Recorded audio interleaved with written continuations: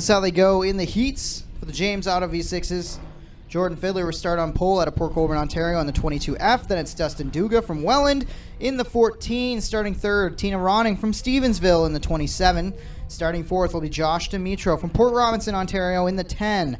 Starting fifth, Rick Beals in the 1 tonight out of Port Colborne, Ontario. Jeff Marshall's in the 14A. John Couture's in the 0.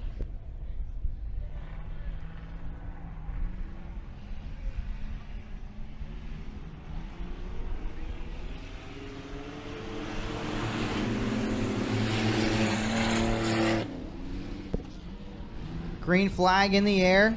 2 cars at the back of the pack. The 88, that's Zach Dimitro. 1 car off the pace, it's the 14 of Dustin Duga. Our points leader, or points winner from last week, as points night wrapped up last Saturday. So this one, for all the marbles, all for the big bucks. One more night of stock car racing for these series.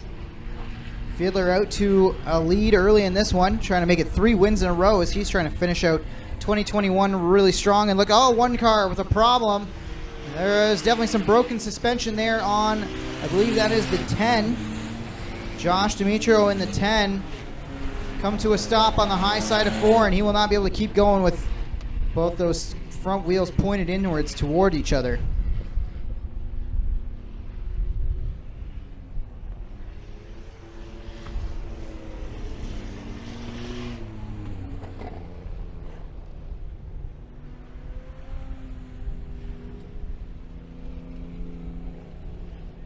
Fiddler and Beals will lead him to green. Green flag back in the air. Jordan Fiddler gets away with a good jump once again. Looking strong early in this one. And once again, he's been riding a bit of a hot streak to end the season. Won the last 2 features here at Merrittville in the V6s. Whatever mechanical issues Duga was having, it looks like he's got them righted as he's starting to battle back up inside the top 5. Making it 3 wide for a brief moment with John Couture, who goes way wide and rows them out, but keeps it off the wall. Good piece of driving from John Couture there in the 0. Meanwhile, up at the front, Beals trying to track down Fiddler. Front 2 cars going into turn 3 and 4 here. Beals right in the tire tracks. Good exit in that 1 car, but can't keep it pointed straight down the straightaway, and that allows Fiddler to get away just a little bit. And then Duga now off the pace once again, so whatever mechanical gremlins he's got, maybe it's a shifter issue, something like that, I'm not sure, but that car not running correctly for our series champion. Jordan Fiddler sees the white flag one more time around in the James Auto V6 heats right here at Merrittville Speedway. Part of Bobcat of Hamilton weekly racing here every Saturday night. Final time out of 3 and 4. Beals not going to get there. Jordan Fiddler will take the checkered flag over Rick Beals, John Couture, Josh Dimitro, and Tina Ronning will score a top 5 there in the heat of the James Auto V6s. Glow and Go Tanning 4-cylinders making their way out onto the racetrack right now. They'll be a part of the big show next Friday, September 17th. Here at Merrittville Speedway alongside the Action Sprint Tour and the Knights of Thunder, who are back here next Friday. Let's take a look at how they line up in this one. It's Ray Sorenzi out of Port Colborne, Ontario on the pole in the 71C. Then it's Kenny Hare from Fawn Hill in the 5K. Clinton Barrick will line up 3rd out of Port Colborne, Ontario in the 09. Doug Erskine will start 4th out of Brantford. Tony Kelly is in 5th in the 12 out of Welland. Then it's Randy Allway from St. Anne's, Ontario in the 34. Richard Hadler starting 7th from Thorold. And then the 54 of French rejoining as the late entry there. 8 cars on the track for heat number 1 of the Glow and Go Tanning 4-cylinders, and it's Hare away with the lead early. Erskine trying to keep up and make a challenge up out of turn 4. Erskine gets to the inside of Hare. Nothing doing downstairs. He'll try to set up the move into 1 and 2 as they're 3 wide down into 1 for 3rd spot. Tony Kelly jumping back in the 12 tonight after Jay Moulton piloted that 12 ride to 2 successful features. winning the last two here in the Glow and Go Tanning 4-cylinders at Merrittville. Hare, Erskine, Kelly, Galway, French, Barrick, Sorenzia, Hadler. That's how they run. Down the back straightaway, Hare. It's about a half car length advantage. Erskine closes up on the entry to turn 3. Looking to the inside, nothing doing down there. Halfway this time. Hare, Erskine, and now Tony Kelly starting to jump into the battle here. Tony Kelly is right there for second, all over the back of Erskine as they worked into turn 1. Down the back straightaway, he'll get to the inside. Tony Kelly in the 12 now goes to the inside of the 64 of Erskine. Side by side into 3 and 4. Battles on for second. Hare likes what he sees in the rear view. Tony Kelly, Erskine still side by side at the line. Into 1 and 2. This time Kelly will clear Erskine down the back straightaway as he gets out in front. Move Tony Kelly up to P2 in that 12. Like I said, that 12 car has been fast as of late. Won the last 2 features with Jay Moulton piloting it. White flag in the air. Kenny Hare has one more time around to try to hold off a hard-charging Tony Kelly. Down the back straightaway. Kelly drops off the back bumper a little bit. Hare goes very softly and smoothly into 3 and 4. That leaves the outside line open. Kelly can't get there. Oh, wow, that was really close to the line. I'm not sure. I'm going to wait for the timing and scoring on that one. Hare got it by a nose, or by a hair, if you will. Kenny Hare just barely hangs on, holds off Tony Kelly there, and takes heat 1 of the Glow and Go Tanning 4-cylinders. Let's have a look at how they line up in heat number 2. 9 out of Caledonia on pole in the 21X. Then it's John Lubeck in the 14L from Port Colborne. Starting third, Austin Worstrow from Niagara-on-the-Lake. Rob Hoskins will start 4th in the 37 from Harley, Ontario. Starting 5th, Brian Aube out of Hamilton in the 5. Starting 6th, Danny Worster from Niagara Falls, Ontario. And starting 7th, Mark Deagle in the 12M.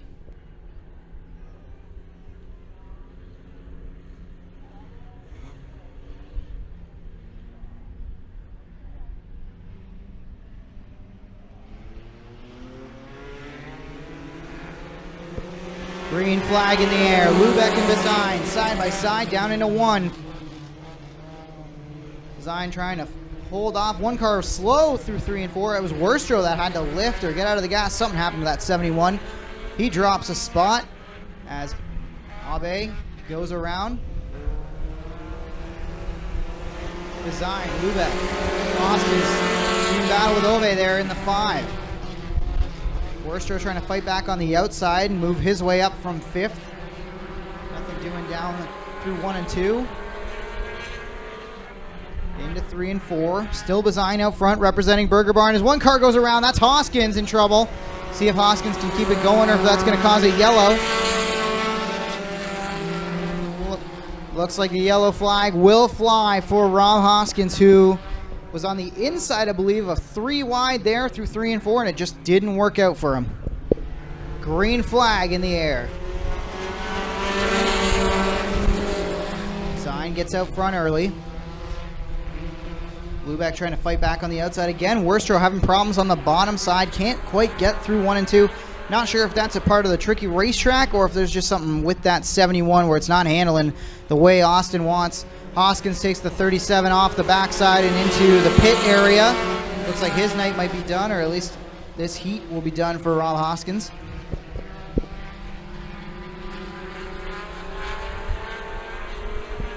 Design still out front through 3 and 4. Lubeck right in the tire tracks. Worstrow, he's there. Abe hanging tough in that 5 truck as well, as the top 4 cars have pretty much broken away in this one. Design, Lubeck, Worstrow, Abe, final, through 3 and 4, coming to the white flag. It'll be one more time around as, wow, Bazine really hung it out there.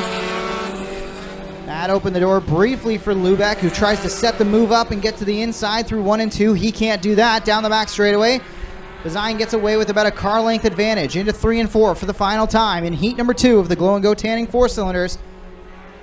Coming to the checkers, Mark Bazine will hang on and he'll take the victory over John Lubeck, Austin Worstrow, Brian Abe. Mark Deagle, and Danny Worcester.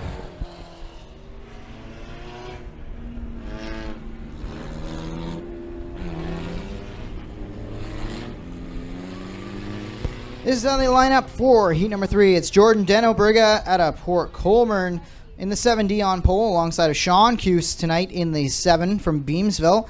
Lyle White lines up 3rd out of Oshweekon in the 62. Tristan DeSilva is in the 0-1 tonight out of Waterdown, starting 4th. Starting 5th will be Anthony Kelly from Niagara Falls in the 12 Junior. Starting 6th, Kyle Rothwell in the 96X, and Fabio Oliveri in the 16 from Ancaster. The pinball Mike Iverson, a late addition to this field as well in the 11, as green flag waves, and it's Cuse out to the front. Sean Cuse in the 7 goes to the front from the front row through 1 and 2.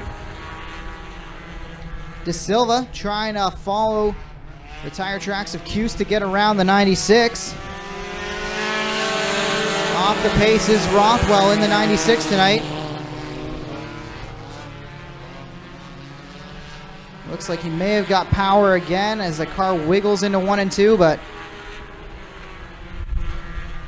Cuse, De Silva, Kelly, and yellow flag in the air. Kyle Rothwell loses power in that 96X. Points champion in the 4 cylinders this year here at Merrittville. Leaves the 114 at home, jumps in the other 96 car that TMR has.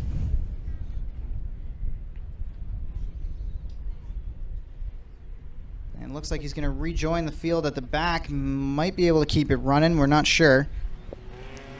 Green flag in the air. Cuse, De Silva, Oliveri, and Kelly break away with 4 cars at the front of the field. Oliveri trying to take it 3 wide for the lead. Down the back straightaway. De Silva is going to come away with the advantage, but Cuse is still hanging tough on that inside as Oliveri drops back into the clutches of Kelly. And here comes Rothwell. He obviously found whatever gear he was missing from the first couple laps as he races back up to the front. De Silva, Oliveri. Front 2 cars break away.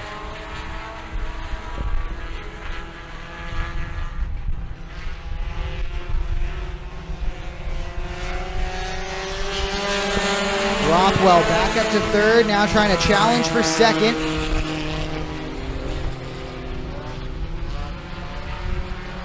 Oliveri holding him off in that 16 for now. De Silva still in front and starting to check out a little bit. Got that Chevy Cavalier Pontiac Sunfire body on the Tristan De Silva ride. And once again, problems for Rothwell as he slows again down the front straightaway. And he's off the pace trying to get it refired after it was running pretty good. Had it up to 3rd. But the 96X brings out the yellow one more time in this heat.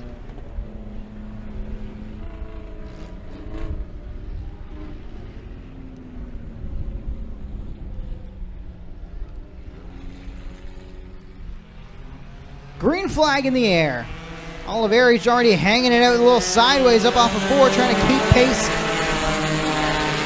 Into 1 and 2. He looked to the outside, but he couldn't pull even with De Silva. Now he gives him a little bump through 2. Kelly up to 3rd. Anthony Kelly lurking there. Rothwell back up to 5th. If that 96 stays under power, it could be strong later in the feature tonight. White flag in the air. De Silva. Oliveri, Kelly, Cuse, Rothwell. Down the back straightaway. De Silva leaves the door open briefly. Oliveri's going to try to send it in there. Makes contact through 3 and 4. Everybody stays straight. And Tristan De Silva will win. Tristan De Silva wins it in the 0-1 over Oliveri in the 16. Kelly brings it home 3rd in the 12, and then it's Cuse. Rolling now, it's the Hoosier Stocks here at Merrittville Speedway.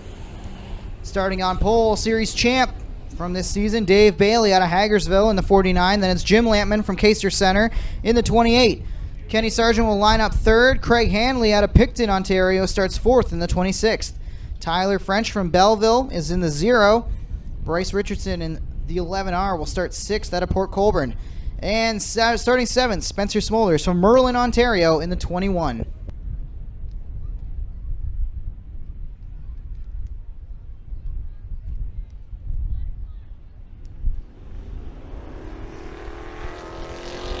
Green flag in the air. Lampman hanging tough on the outside. Jim Lampman trying to take the lead from Bailey. Looking coming through the middle there is the 0. Or excuse me.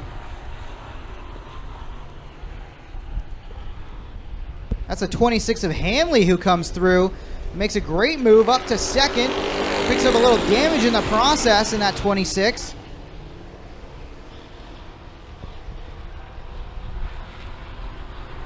Dave Bailey leads Craig Hanley. Then it's Sargent and Lampman doing battle there for 3rd into 3 and 4. Bailey has some competition at the back door right now. Hanley right there on the tire tracks trying to find a way to the inside through 1 and 2. Looks good on corner entry, but can't quite keep up the pace that Bailey makes up off the corner. Sargent is settled into 3rd with Jim Lampman having a problem. He's off the pace and he's dropped to the back of the pack. Problem for Jim Lampman is that car barely sounds like it's under power. Still trying to work it out is Jim Lampman, but it looks like he'll just take it to the pits and we'll stay green. Bailey, Hanley, Sargent, Richardson, or excuse me, the 0. A French hanging on to 4th. Smolders running 5th and Richardson now 6th. So we got 2 separate 3-pack cars. Hanley trying to go to the lead. Again, looks to the inside of Bailey, but can't find a way by. Dave Bailey, Craig Hanley, and Ken Sargent. 3-car breakaway at the front of the field.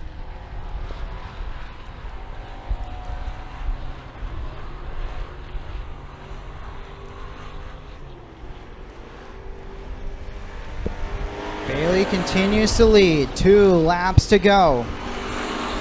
Hanley is settled into 2nd. He's not losing time, but he's not really gaining much time either.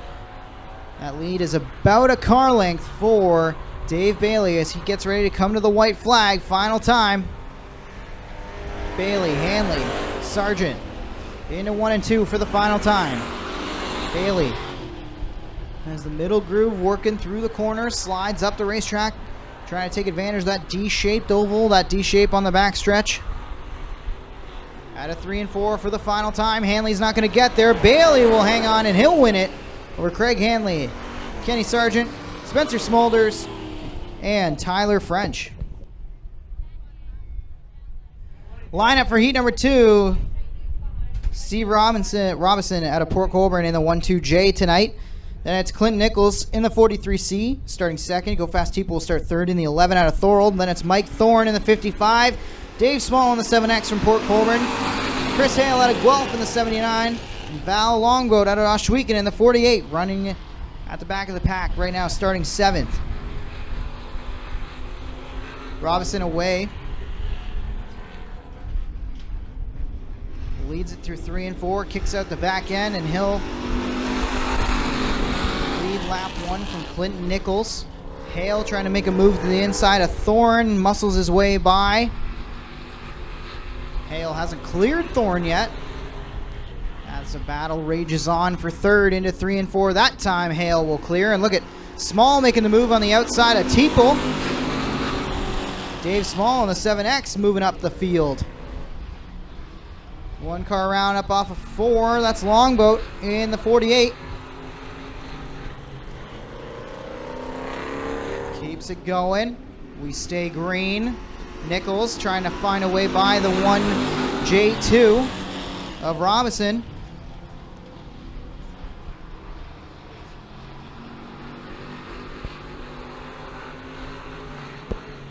Nichols still trying to work over that 1J2. Val Longboat's going to try to move to the bottom side here, let the field get around on the outside as the 48 goes a lap down. Robinson, Nichols, Hale now taking advantage. He'll go to the outside, and he's going to challenge Nichols for 2nd. Small and Thorne doing battle there for 4th. All this happening behind our leader, Steve Robinson, who now has Hale knocking at the door into 1 and 2. Hale goes to the outside in the 79. Down the back straightaway. Hale still trying to set that move up on the outside. Robinson moves up to block. 2 laps to go in this heat. Robinson, Hale, Nichols, Thorne, Small. Any of those 5 cars could win it. Hale goes to the outside once again, trying to find a way around Robinson. White flag in the air. This time Hale gets to the inside. Now the move for the pass might be on. Hale trying to get by on the inside. Hale, Robinson. Thorne back up to 3rd as he gets by Nichols. Final time through 3 and 4. Hale opens the door. Here comes Robinson. He's not going to get there. Chris Hale will win heat number 2 of the Hoosier Stocks. Wins it over. Hale wins it over Robinson, Thorne, Nichols, and Small. Final heat race here in the Hoosier Stocks. Doug May from Napanee, Ontario in the 23 scheduled to start on pole alongside of Zach Bleach from Port Robinson in the 108. Starting 3rd will be Kyle Pelrine from Smithville in the 47X alongside of Rob Murray in the M1. Mark Fawcett starts 5th in the 32, and Rob General from Six Nations starts 6th in the 44.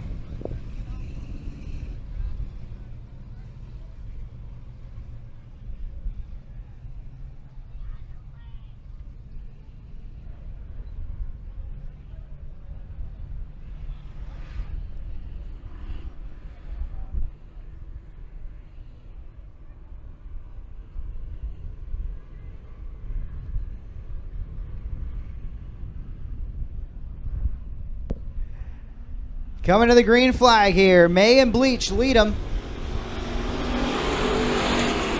A little bit of joking going on up here as there's a for sale sign on the side of that Bleach 108. I feel like we can make a team effort here and maybe I could find some people to buy that car with me.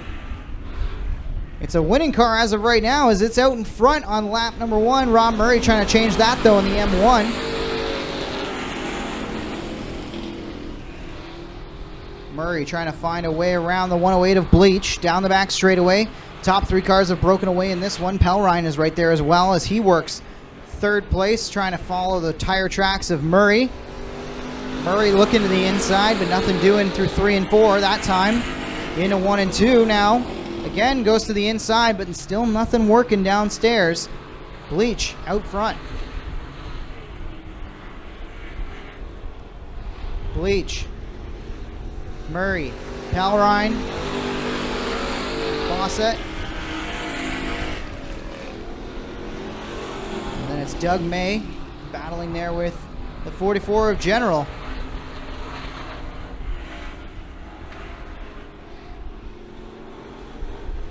Halfway this time.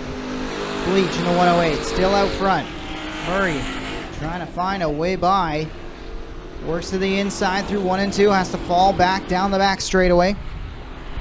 Pelrine lurking there. Fawcett pretty much on an island on his own, running in 4th. Zach Bleach still leads. Pelrine working to the top side now. Nothing doing down there. It's now down the back straightaway where Pelrine makes up his time, and Murray stuffs it in there down low. But still, Bleach doing a great job leading this race in the 108. It's Zach Bleach out front in heat number 3 of the Hoosier Stocks. Lap and a half to go into 3 and 4. Leaders will be taking the white flag this time. Bleach, Murray, Pelrine. Down the back straightaway.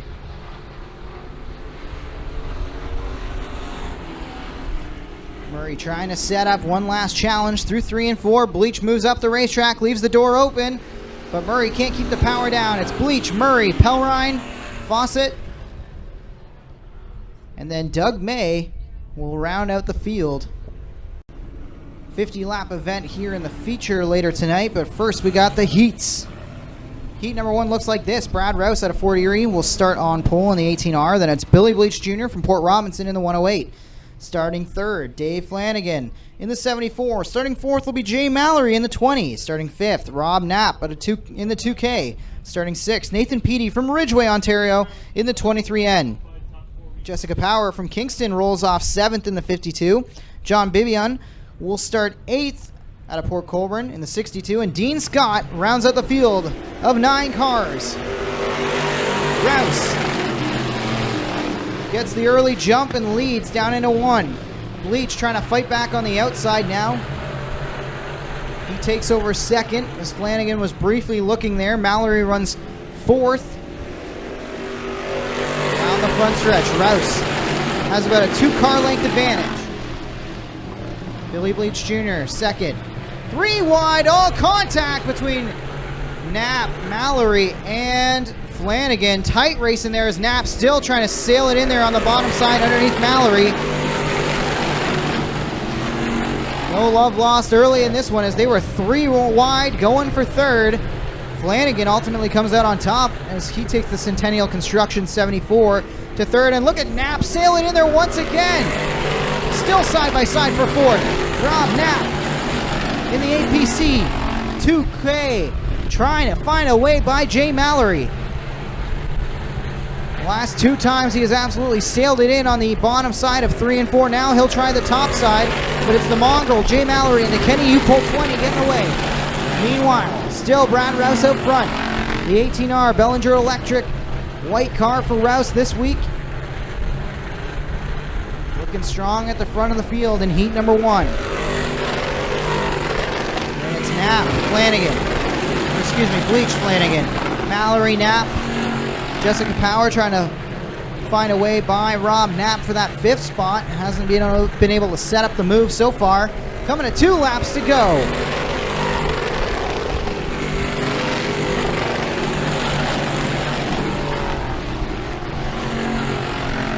Rouse into 3 and 4. He'll take the white flag this time.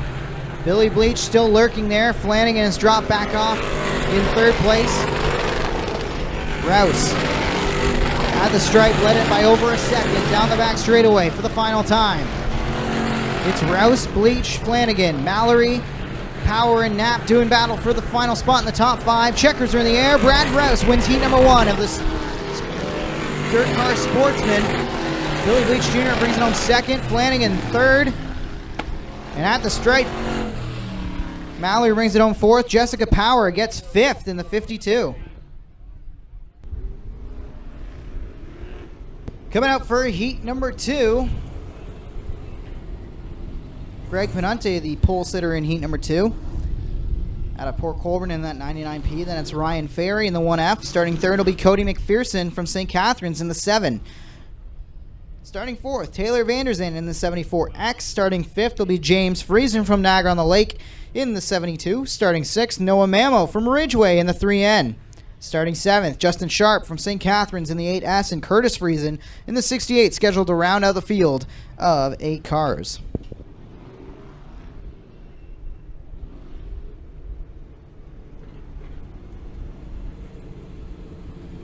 Top 4 go to the redraw.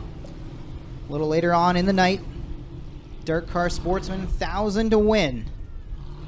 Feature event, 50 laps here tonight for the Sportsman. One of 2 50-lap events, as we also have the 50-lap Duel on the Dirt Hoosier Stock event tonight.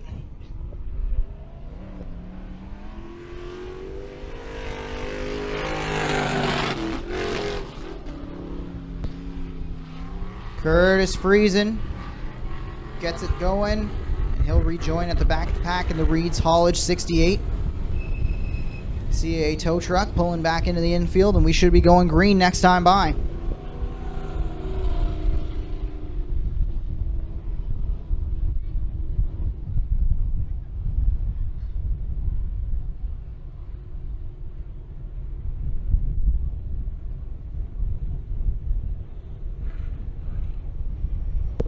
Penante and Ferry lead them to green.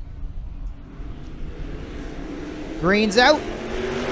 Ferry Noses ahead at the stripe as they work into 1 and 2. Panante fights back on the inside. Down the back straightaway they go. Still side by side for the lead. McPherson has settled into 7th on his own. Into 3 and 4. Panante is going to try to clear Ferry. Ferry hangs it up on the way outside. That opens the door. Here comes McPherson. Cody McPherson down on the inside. He'll try to slip by the 1F of Ferry. Panante leads. McPherson, Ferry, Van der Zanden, and here comes JMF. James Friesen trying to find a way by Van der Zanden and break his way into the top 4.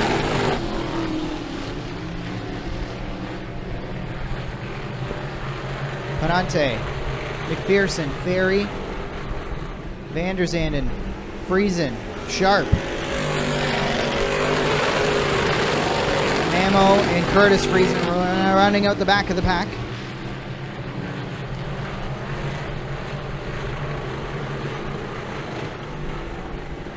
Halfway this time.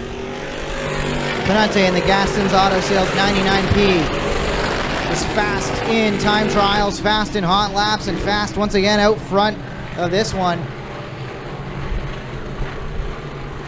Yellow flag is out. Debris on the top side.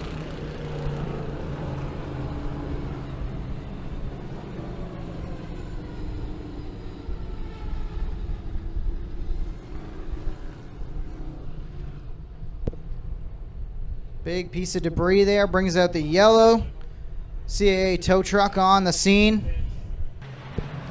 Green flag in the air.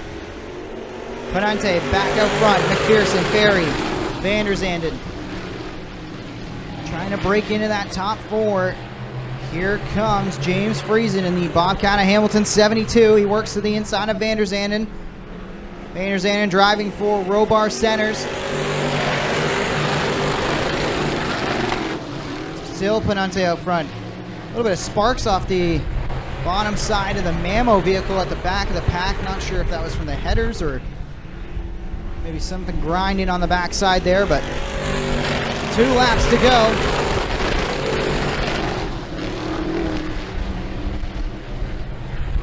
Panante stretching things out once again. He's already got about a half straightaway advantage over Ryan Ferry, who's gotten back to 2nd. White flag in the air. It's Panante, Ferry, McPherson. Friesen now into 4th. Van der Zanden 5th, Sharp 6th. Mamo 7th. Checkers waving. Greg Panante in the 99P will take the checkers here in heat number 2 of the Rick's Delivery Sportsman. Dirt Car Sportsman event here tonight. Adam Leslie will start 2nd from Port Colborne as well in the 15. Mitch Dumont starts up 3rd at a Welland in that 28. Starting 4th, Brandon Gruel from St. Catharines in the 35G.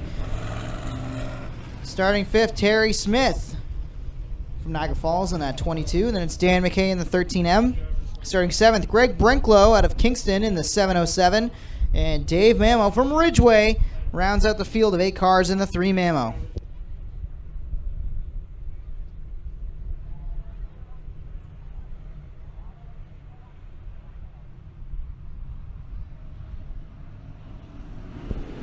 Green flag in the air. Carlton leads him, but Leslie gets the better of the start. And Leslie's going to try to take the lead on the outside in the Sterling Lubricants 15. Down the back straightaway, it's Leslie to the point. Leslie, Carlton. Gruel now to 4th. Dumont rides in 3rd, but not for long as here comes Gruel. Brandon Gruel out of St. Catharines takes over 3rd from Dumont in the 28. Leslie continues to lead. Carlton. Gruel, Dumont, McKay, Smith, Brinklow, and Mamo. Down the back straightaway, Leslie out front. Carlton rides comfortably there in 2nd. No pressure from behind, but not close enough to strike on our leader. Representing the Bonesmobile tonight, Luke Carlton, as our Niagara Ice Dogs get ready to go in a much anticipated OHL season. Halfway this time. Leslie. Carlton. Carlton, Gruel, Dumont, Smith now rides 5th as McKay has dropped a spot. Down the back straightaway, Carlton trying to keep our leader close.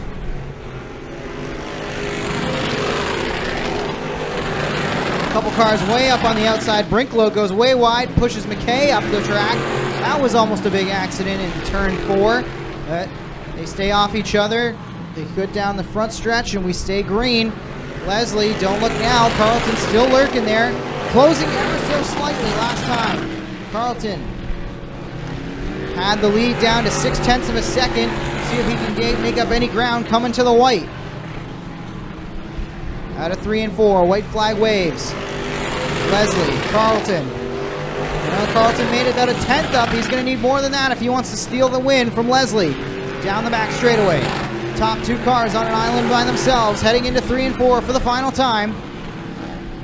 Adam Leslie will take the checkers over Luke Carlton. Brandon Gruel, Mitch Dumont, and Terry Smith, your top 5. McKay brings it home 6th, Mamo 7th, Brinklow drops to 8th. Rona Deutsch Building Center's modified lights making their way out onto the racetrack now.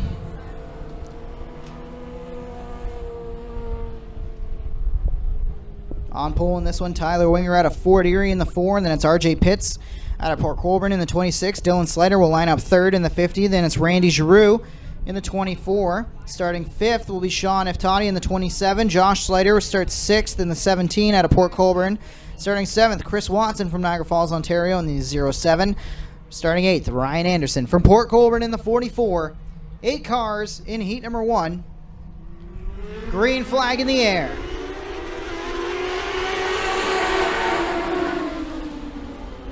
Winger trying to clear Pitts through the corner. He'll do so.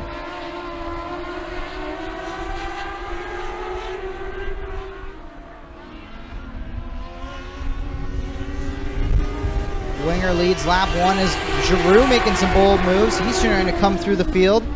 Randy Giroux captured his first feature win ever this year in the Mod Lights. He's been riding high ever since, showing lots of speed in that 24 Canadian Tire Welland car. Or excuse me, Canadian Tire Fort Erie car for Randy Giroux. Winger, Giroux, Pitts, Josh Slater there in the 17 up to 4th, trying to work over the outside of Pitts for 3rd. Winger, Giroux, Pitts and Slater doing battle. Iftani riding comfortably there in 5th, but it's Winger who's having a Saturday night cruise all by himself up at the front of the field. Winger took a pretty solid hit to that right side at Humberstone last weekend. You can see the mismatched body panels after the repair job. Hasn't slowed the car down any. As white flag, Tyler Winger out front. Giroux, Josh Slater now takes over 3rd from Pitts. Iftani runs 5th. Watson, Dylan Slater, Anderson rounding out the field. Final time into 3 and 4 for Tyler Winger. He'll cruise to the win in heat number 1 in that 4 car. It's Winger, Giroux, Josh Slater, RJ Pitts, and Iftani wasn't able to get Pitts at the stripe, he settles for a top 5. Heat number 2 in the modified lights here tonight. Part of Bobcat of Hamilton weekly racing every Saturday here at Merrittville, but on a special night, we appreciate having the mod lights here. Post-season, their championship wrapped up last weekend on the final points night of the year. Brent Bigelow captured the championship, and he'll start 4th. Lining up on pole, though, Jamie Gilbert from Welland in the 8K. Starting 2nd will be Rob Meisner from Welland in the 88. Riley Slider will start 3rd out of Port Colborne in the 6S. Then it's Brent Bigelow. Dave Cornish in the 291 starts 5th. Marty DeMole out of Thorold starts 6th in the 74. And Sean Slider in the 09 rounds out the field of 7. Green flag in the air. Bigelow already trying to make a move. He will go to 3rd. And now trying to set up a battle for the lead as Might be 3 wide before they're all said and done out of 3 and 4. The 88 washes up the racetrack, the 8 down low, and Bigelow trying to find a way through the middle. In a 1 and 2.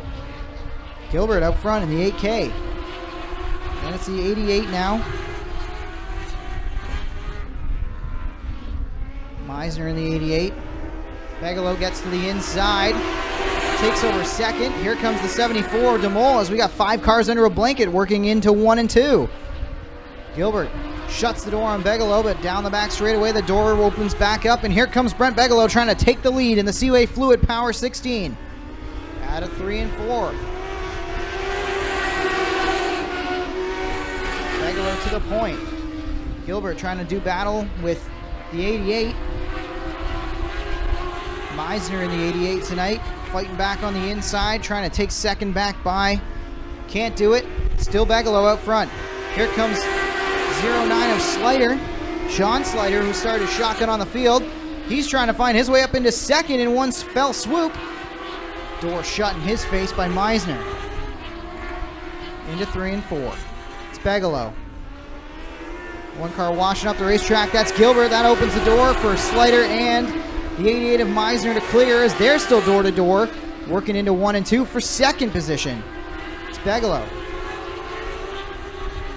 Meisner. Slider. Gilbert. Checkers in the air. Brent Bigelow wins it over Sean Slider. Rob Meisner. Jamie Gilbert in the 8K, and rounding out the top 5. Marty DeMol in the 74. Spirits presented by Pinty's out on the racetrack now. Had a good night last night at Humberstone Speedway, and they make their way over to Merrittville for the first of 2 this week, technically, as they're right back on Friday in less than 7 days' time.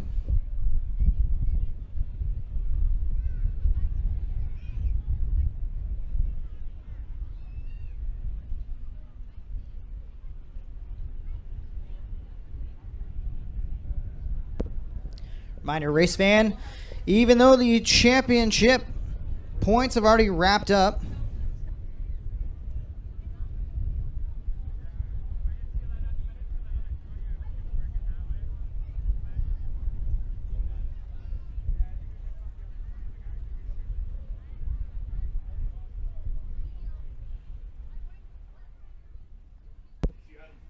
Wreckfest 2021 goes down tomorrow. General admission tickets sold out, but you can get your Tim Hortons presenting Wreckfest t-shirt available down at the merch trailer. An awfully cool shirt for Wreckfest this year.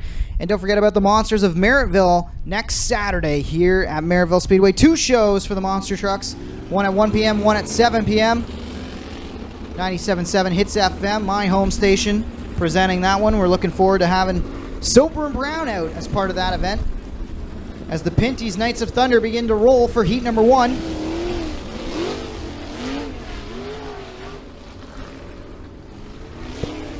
This is how they line up. Mac DeMann out of Mississauga will start on pole in the 17X. Then it's Liam Martin from Binbrook in the 9. Mikey Kruchka will start 3rd out of Hamilton in the 01K. Starting 4th will be Holly Porter from Dorchester in the 1. Starting 5th, Ryan Turner from Dunville in the 91. Starting 6th, Corey Turner from Tilsonburg in the 13. And my good pal and sometimes host up here in Merrittville Speedway, Travis Cunningham, starting shotgun on the field out of Grimsby in the 90.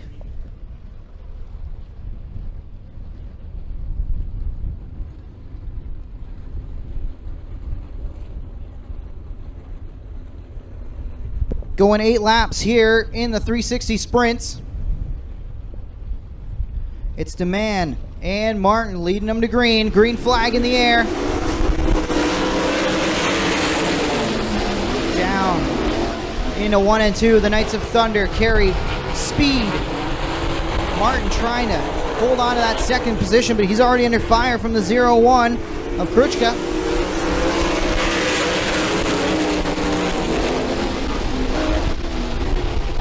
That battle now for the lead. 17X drops back a couple spots. Martin and Kruchka side by side once again now for that lead. Martin trying to hang tough on the outside. He gets a little bit of contact there between the 0-1 and the 9. Here comes the 17X to fight back. Move Demand back up to second. While Kruchka continues to get away with the advantage. Mikey Kruchka leads.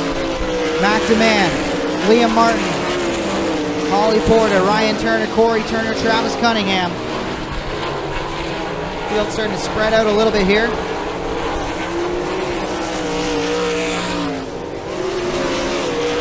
Martin trying to find a way by the 17X. They're side by side into 1 and 2, but Martin has to bail out and he'll drop back off the back end of the 17X. 2 laps to go for Mikey Kruchka. Kruchka leads. Demand, Martin. Holly Porter showing solid in 4th. White flag in the air. Final time around for the 0-1. Down the back straightaway. Holly Porter trying to set up the move on the inside of Martin through 1 and 2. Down the back straightaway. They're still side by side. Out of 3 and 4 for the final time. It's the 0-1 of Mikey Kruchka taking the victory in heat number 1. Then it's Demand, Holly Porter, Liam Martin, Ryan Turner, and Travis Cunningham rounding out the field. Excuse me, Corey Turner, then Travis Cunningham.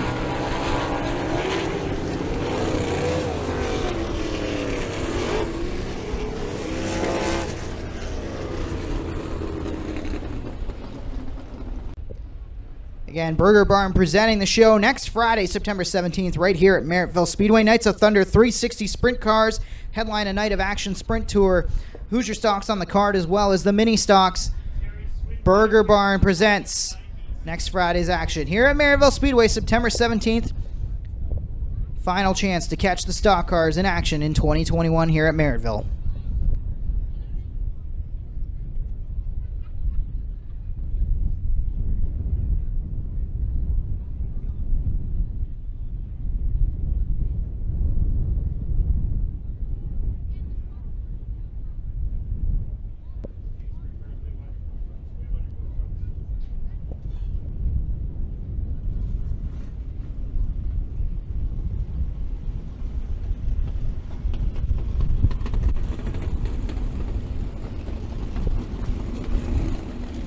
Pinty's Knights of Thunder 360 Sprints Heat number 2 beginning to roll. This is how they line up. Jamie Turner out of Caister Center in the 11 will lead them to green alongside of Kevin Pauls from St. Catharines in the 46. Starting 3rd will be Josh Hansen from Beamsville, Ontario in the 88H. Starting 4th, Tyler Rand from Picton in the 84. Starting 5th, Jordan Poirier from St. Matthew de Bois, Quebec in the 28. Starting 6th, Scott Burke out of Charing Cross, Ontario in the 9B. Sean Evans from Scotland, Ontario will start 7th in the 87X.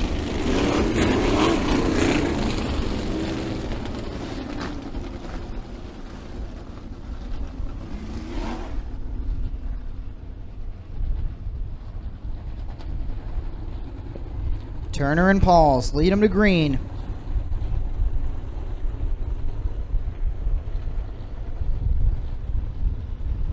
Tight pack, green flag in the air. Turner gets the jump. Hansen taking advantage as well as Hansen is through to 2nd. Poirier trying to follow suit on the bottom side, and he gets bogged down there. And he'll maintain 4th spot, while Pauls falls back to 3rd after Hansen slipped by. Turner will lead lap number 1. Jamie Turner, Josh Hansen, Jordan Poirier now up to 3rd. Pauls drops back to 4th and might lose another one here. As working around is Rand in the 84.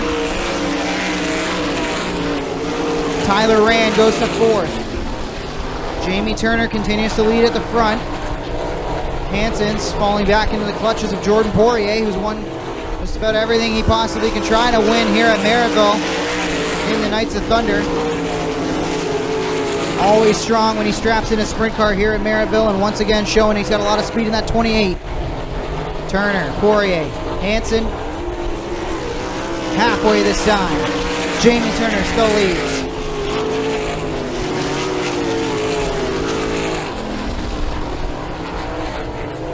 time by. Turner led it by .874. We'll see if Poirier closes in at the stripe. Hansen runs third, ran fourth. Pauls hangs on to fifth. That's Evans and Burke. 2 laps to go.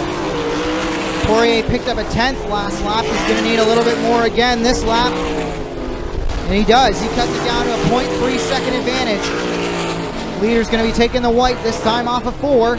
Turner opens the door. Here comes Poirier. Side by side into 1.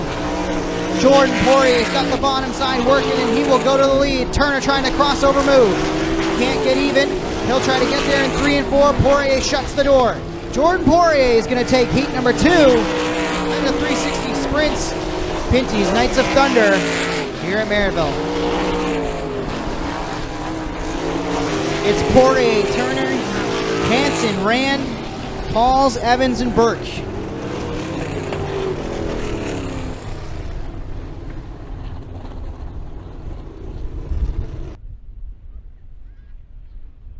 Final heat here in the Knights of Thunder. Then we've got our V6 feature, and then we'll have intermission here at Merrittville. Your chance to grab a nice ice-cold Pepsi. Maybe get yourself a hot and ready pizza. Courtesy of the wood-fired pizza up at the front. Haven't seen the golf cart go by, but that just might mean that the pizzas are selling fast.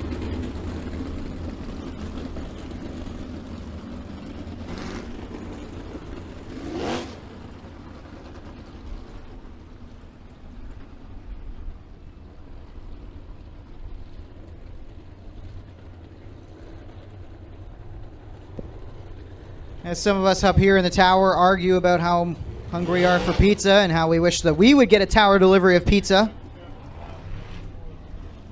The Knights of Thunder are rolling, and this is how they line up for heat number 3. Dan Nanakoke at Austin Weekend will start on pole in the 15. And it's Sean Slider from Port Colborne in the 71S. Starting 3rd, Bailey Hurd from Niagara Falls in the 70. Starting at 4th, Jim Hoopinen from Fenwick in the 14H.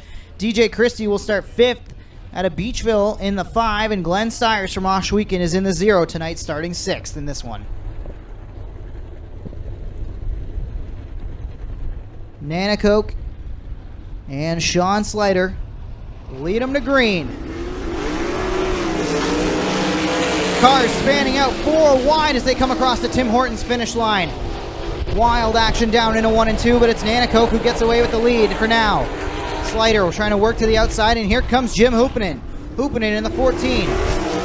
Stiers in the 0, also keeping pace there. As Hoopinen goes to the lead with a bold move on the inside of Nanakoke. Trying to follow suit is Stiers. Hoopinen, Nanakoke, Stiers. The 5 of Christie doing battle there alongside of the 71 of Slider, who washes up the racetrack. That drops him another spot as the 70 slides by. Bailey Hurd in the 70 now to 5th. It's Hoopinen, Stiers, Nanakoke, DJ Christie. Hoopinen already checking out on the field in this one. Has him strung out in the 14. Hoopinen, Stiers, Nanakoke, Christie, Hurd. Back of the pack starting to tighten up from 3rd on back. Nanakoke falling into the clutches of Christie. We'll see if Christie can start to set up the move. Nanakoke washes up the racetrack in 3. That opens the door down low, and Christie is there in the Castro Edge. 5. DJ Christie goes to the outside of Dan Nanakoke in the Nitro 54-15. 2 laps to go for Jim Hoopinen in the Oshweekend Speedway 14H. Then it's Stiers.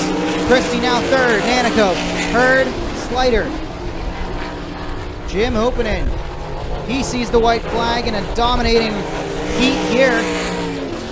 Hoopinen out front. Stiers, Christie. Hurd is now slipped by Nanakoke.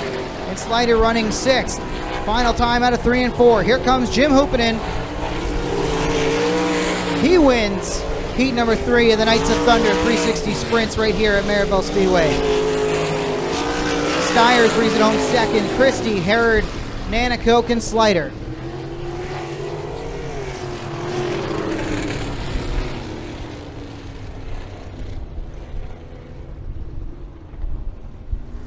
V6s rolling out now behind the Merrittville Speedway U-Pick Auto Parts SLM Recycling pace car, making their way by the boards.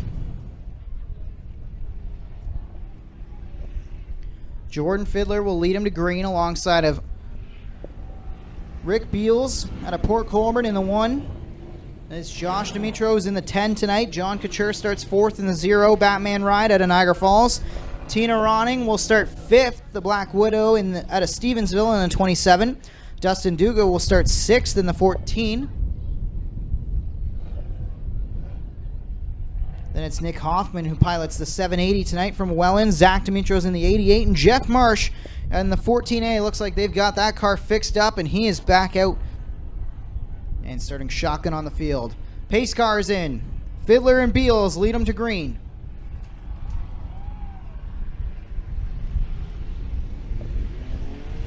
Green flag in the air. Fiddler and Beals wheel to wheel, door to door, and it's going to be Fiddler who gets away with a clean start into 1. Down the back straightaway they go. Fiddler out front of Beals.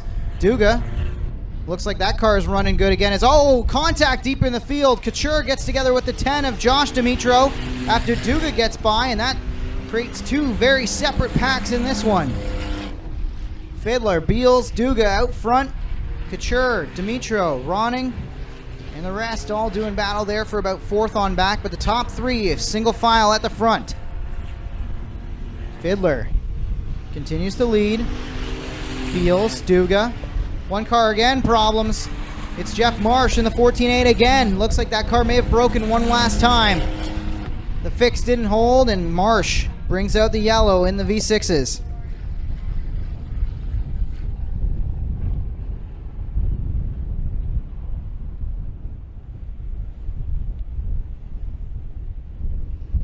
John Couture in the 0 headed to the pits that last time by as well.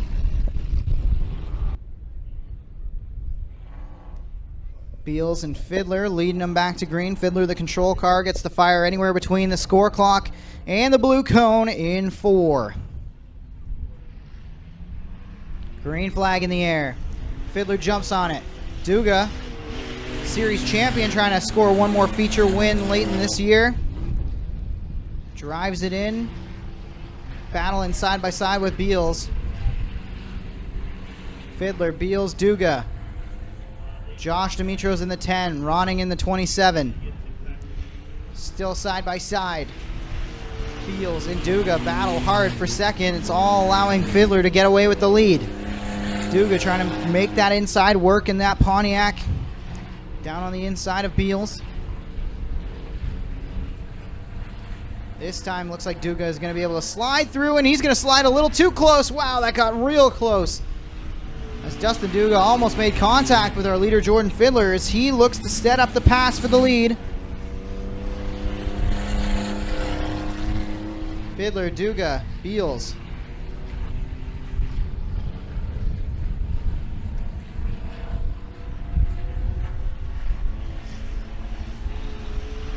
Fiddler still continuing to lead. Duga trying to set up the pass, follows right in the tire tracks through 1 and 2, washes up the racetrack. These 2 aren't careful. Beals is there to take advantage. Duga getting close. Makes the move to the inside through 3 and 4. Dustin Duga sees halfway at the stripe and sees the lead as well. Dustin Duga had some problems in the heats to warm up, but has that 14 double D working good right now.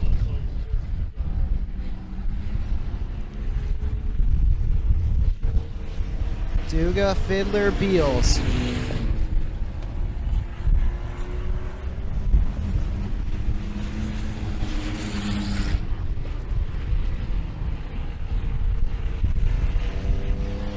Into 3 and 4. Duga stretching things out. He gets a little loose there, a bit of a wobble, but Fiddler not there to take advantage.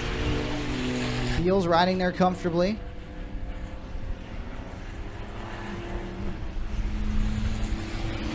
Down the back straightaway, Duga trying to stretch things out. He's got about Backstretch lead advantage. Still a little wild through 3 and 4, but obviously that's fast for Duga as he continues to pull away. Every time I see that car start to wiggle on exit, again, he kind of bites it. It's like he starts the drift, catches it, but it's obviously working for him. Into 3 and 4, going to be coming into popsicle sticks in the air. 2 laps to go in the V6 feature for Dustin Duga. He wrapped up the points championship last week. In the final points night of the year tonight, the V6 is just out for the money and for the glory and for the fun. Dustin Duga trying to take one more checkered flag on the year at Merrittville. White flag in the air. Into 1 and 2, final time around for the James Auto V6s.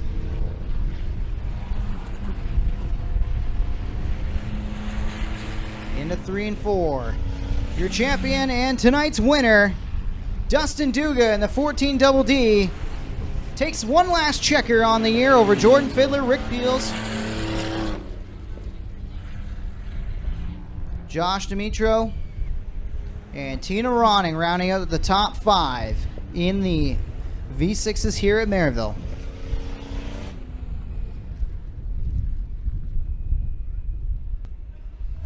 Catching up with Dustin Duga, tonight's winner and the champion on the year. What does it feel like to get one last checkered flag in the V6s for the season? It felt really good. The track was very fast, and once again, thanks James for providing such a good car for me this year. I couldn't have done it without all the fans and everybody else that helps me. Thank you. Dustin Duga, tonight's winner, collects one last trophy, one last checkered flag. As track prep gets ready to go here, it's intermission time. We'll have our draws out down on the front stretch.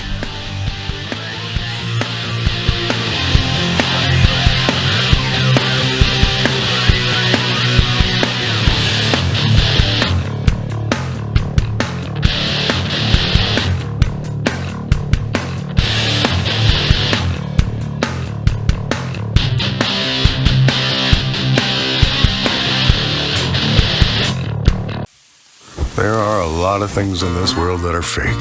Your food shouldn't be one of them. Pinty's Man Cave sausages and street dogs. Authentic food for real people. Crave the cave, friends. Pinty's Man Cave. A guy like this, who relies on his truck for work, knows that his truck will take care of him if he takes care of his truck. And WeatherTech has always been the ultimate protection. From floor liners to no-drill mud flaps to tech liner for your truck bed to bump step to the handy under-seat storage system.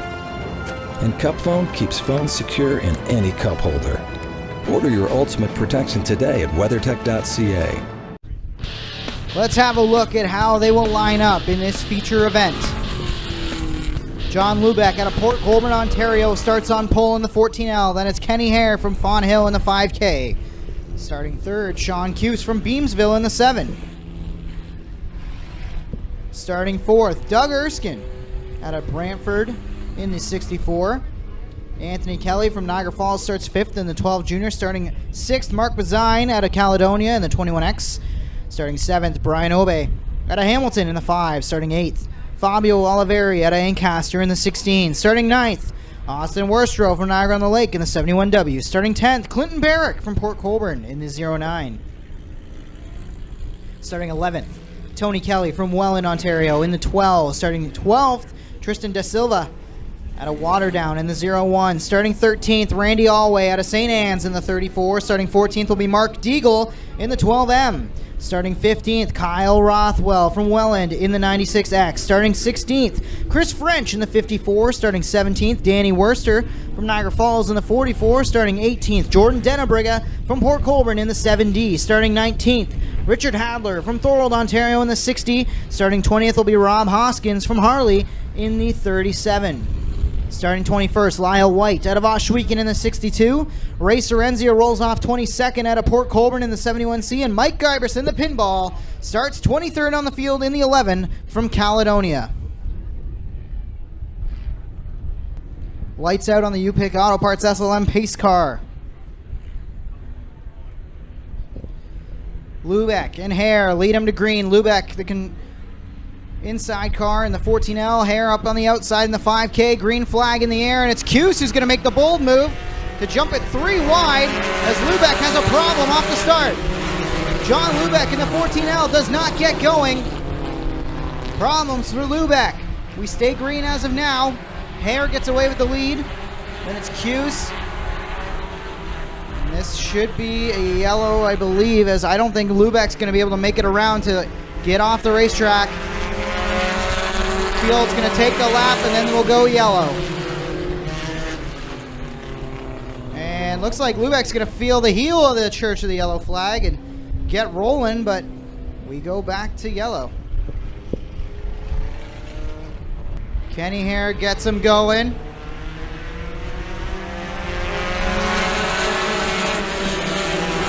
Hare. Kelly, Erskine, Cuse, and Obe. Problem for Mark Bazine. He drops down on the back stretch. He's sideways. I'm not sure that one of the tires might be flat on Bazine's car. Either that or just maybe he's a little slip sliding away up on the outside. No, it looks like the car, all the tires are up on the car, so not sure what the issue was there for Bazine. Maybe he just got out a little too far out wide and just was not able to get around. One car, it looks like Hadler gets a little loose on turn 4. He'll drop to the back of the pack, but meanwhile, it's still Hare out front. Kelly Jr., Erskine, and Obe doing battle for 3rd. Worstro trying to find a way around Cuse for 5th. And then lurking there, Tony Kelly in the 12. Yellow flag out, 1 car around in turn 3. That's Worster in the 44 who puts us under yellow. Worster got in the wet, up on the high side, looped it, and we're back under yellow. Coming back to green, trying to log some laps here in the mini stocks.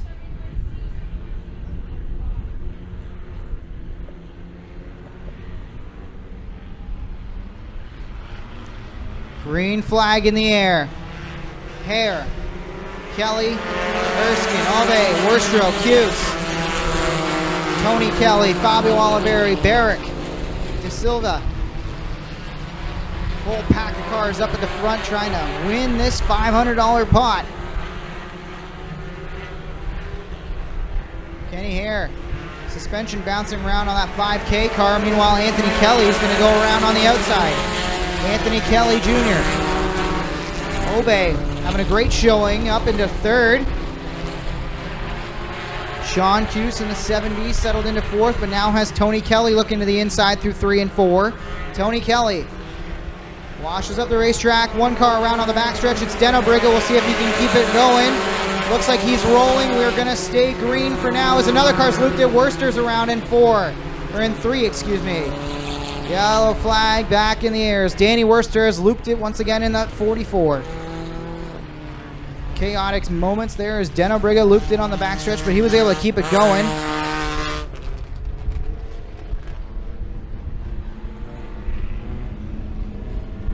Lights out on the U-Pick Auto Parts SLM Recycling Pace Car.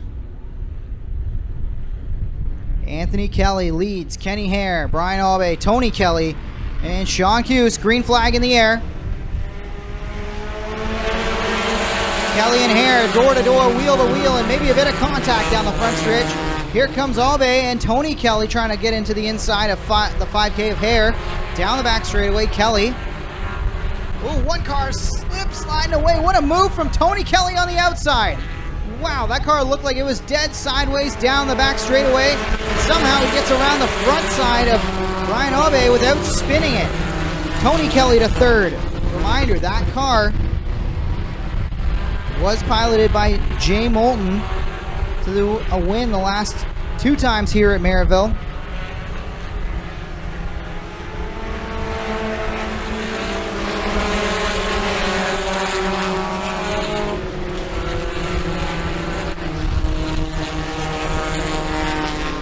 Anthony Kelly, Hare, Tony Kelly, Worstro, Abe. And look at, here comes Kyle Rothwell, the ringer tonight in a 96 car.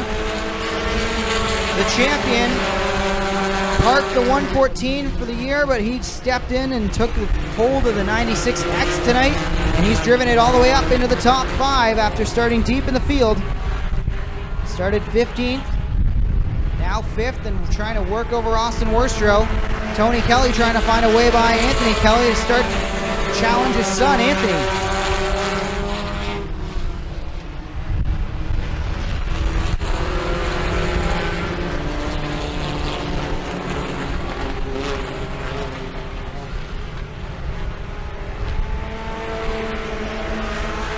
Anthony Kelly leads Hare and Tony Kelly, and here comes the yellow. We got a car up on the high side of turn 2, and that will put us under caution.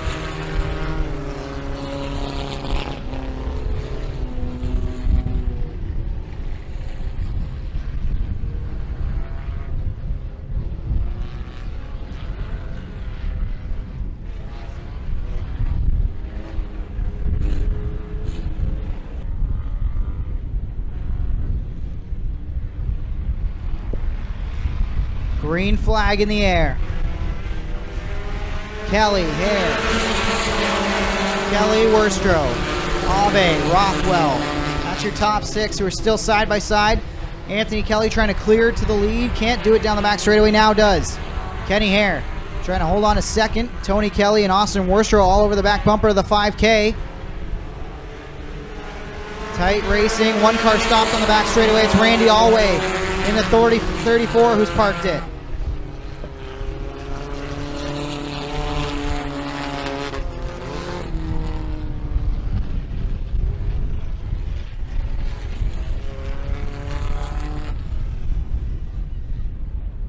Flat left rear is the report on Randy Alway, and that's probably why that car has found itself parked and spun on the backstretch.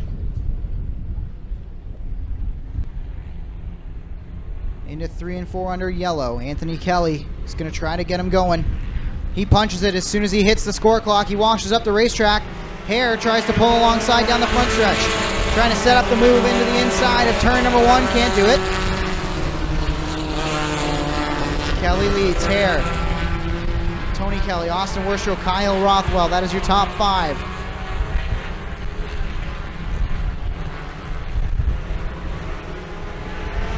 Three laps to go for Anthony Kelly.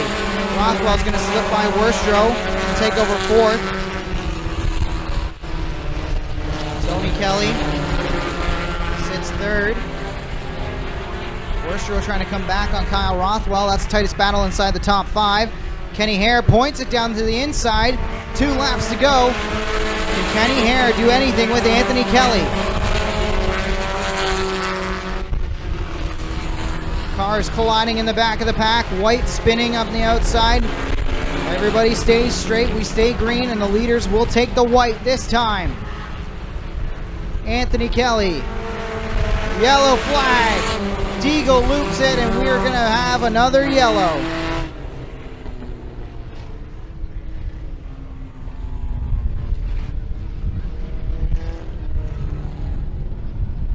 Does anybody have anything for Anthony Kelly? Green flag in the air. Anthony Kelly once again opens the door off the start, but Hare is not there to take advantage. Into 3 and 4. Hare briefly gets a nose alongside Kelly. Can't keep up the pace. Tony Kelly washes up the racetrack. That's going to drop Kyle Rothwell a few spots. Final time through 3 and 4. Coming to the checkers. Tony Kelly's going to win, even though we're missing the checkered flag. Tom Beals is missing the checkered flag up at the top. And that brings a yellow. And finish. What a strange one here at Merrittville tonight. Anthony Kelly in the 12 Junior will win it over Kenny Hare, Tony Kelly, Fabio Oliveri, and John Lubeck, your top 5. And lots of excitement as Anthony Kelly climbs out and into victory lane. Takes a bow from the roof. Trying to get everything unbuckled still here. The man is excited.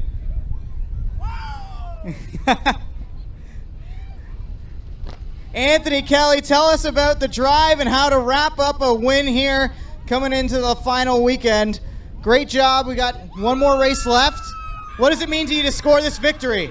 Oh, it means everything. Thank you, Don and Lorraine, for this absolutely fantastic track. Perfectly tacky. Smart idea to water it. Thanks to my dad for all the work he does. Thank you to Jay Moulton for lending me his rims. I wouldn't have done it without you, buddy. Mason's Towing, Central Fab, BRP, Bobcat, Heaters and Heroes, and everybody. Thank you. Anthony Kelly, the 12 junior. Hoosier Stock's up next out on the racetrack for a 50-lap duel on the dirt competition here. Round two of the duel on the dirt. This is how they line up. It's Craig Hanley from Picton on pole in the 26. Kenny Sargent will start second in the 25. Mike Thorne starts third in the 55. Starting fourth will be Chris Hale out of Guelph in the 79. Starting fifth, Dave Bailey, your track champion this year out of Hagersville in the Brewster Baker 49. Clinton Nichols will start sixth out of Hamilton in the 43C. Steve Robinson piloting the 1J2 tonight starts seventh out of Port Colborne. Starting eighth will be Spencer Smolders from Merlin, Ontario in the 21. Zach Bleach starts ninth out of Port Robinson in the 108. Kyle Pellrine from Smithville starts 10th in the 47X. Mark Fawcett will start 11th in the 32. Starting 12th, Rob Murray in the M1. Starting 13th, Tyler French out of Belleville in the 0. Starting 14th, Dave Small from Port Colborne in the 7X. Starting 15th, Doug May from Napanee in the 23. Starting 16th, Bryce Richardson from Port Colborne in the 11R. Starting 17th, Go Fast People from Thorold in the 11. Starting 18th, Rob General from Six Nations in the 44. Jim Lampman starts 19th out of Caster Center in the 28. And Val Longboat from Oshweekon in the 48 rounds at the field of 20 cars.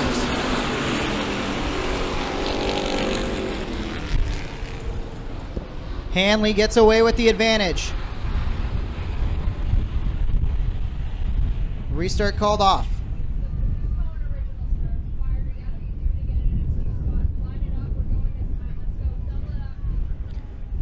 Craig Hanley receives a warning for jumping at the start a little early. So it'll be back to an original start.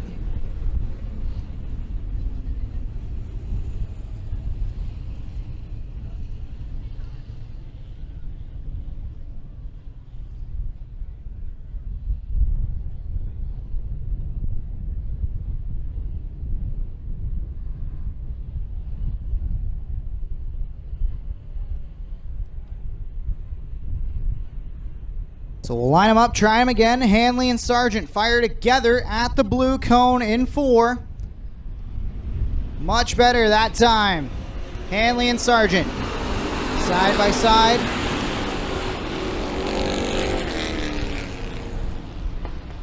Down the back straightaway, Sargent edges ahead on the outside groove in the 25. Hanley fighting back on the inside in the 26. Thorne and Hale, they're battling side by side for third, and here comes Bailey. Dave Bailey trying to fight his way up from that 5th position on the starting grid. He goes to the inside of Thorne, trying to take over 4th as Hale is around the outside of the 55 of Thorne. Sargent leads, Hanley, Hale, Bailey, Thorne. 3 wide for 6th, Pellrine, Nichols, and Spencer Smolders in the 21 doing battle.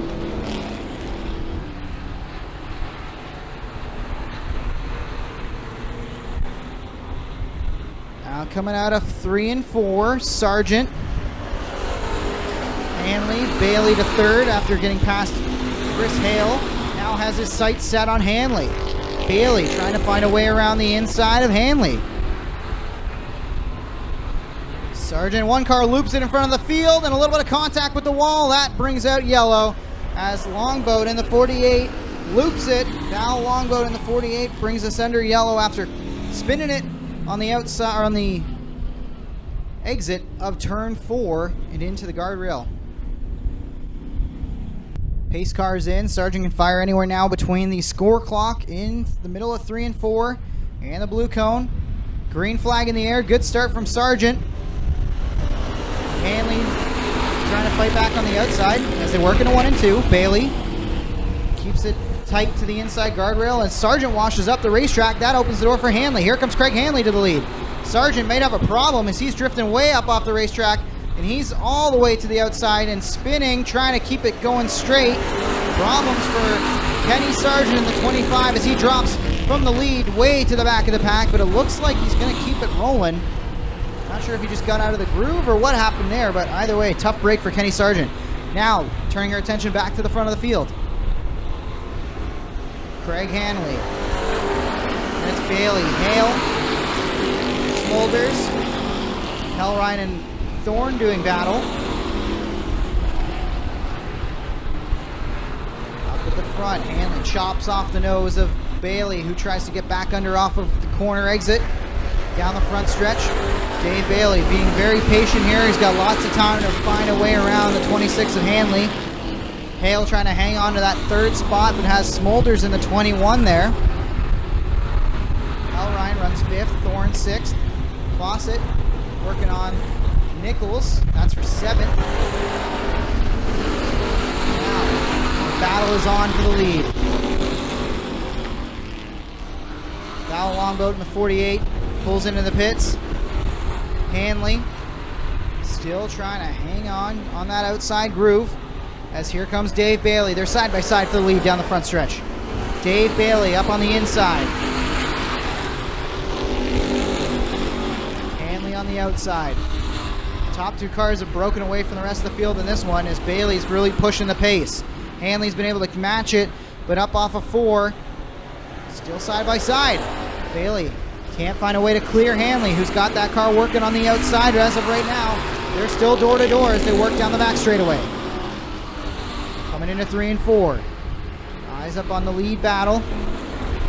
Bailey slides it. It gets a little sideways and then it has to overcorrect a little bit, points it straight, and that drops him back off the side door of Hanley. Rare mistake from Dave Bailey there as Hanley continues to lead.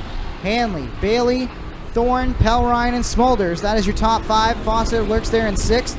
Thorne, Nichols, Murray. And then it's the 11R of Richardson rounding out your top 10. Hoosier Stocks duel on the dirt here tonight.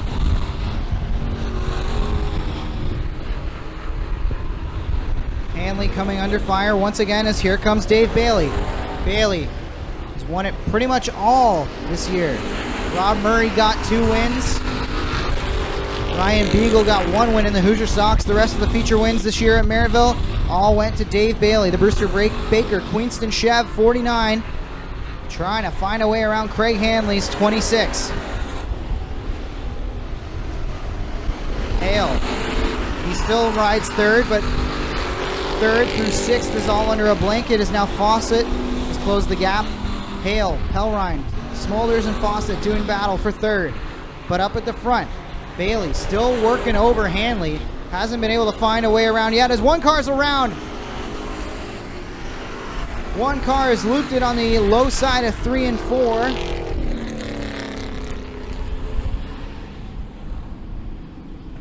It was Pellrine in the 47X who spun from, I believe, running 4th at the time of that incident.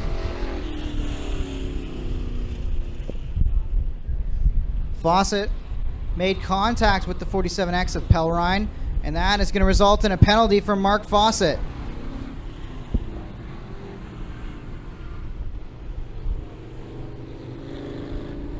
Lights out on the UPick Auto Parts SLM Recycling pace car. Bailey is the control car, or excuse me, Hanley is the control car. Bailey down on the inside. And Hanley gets the jump. Good start from Craig Hanley in the 26.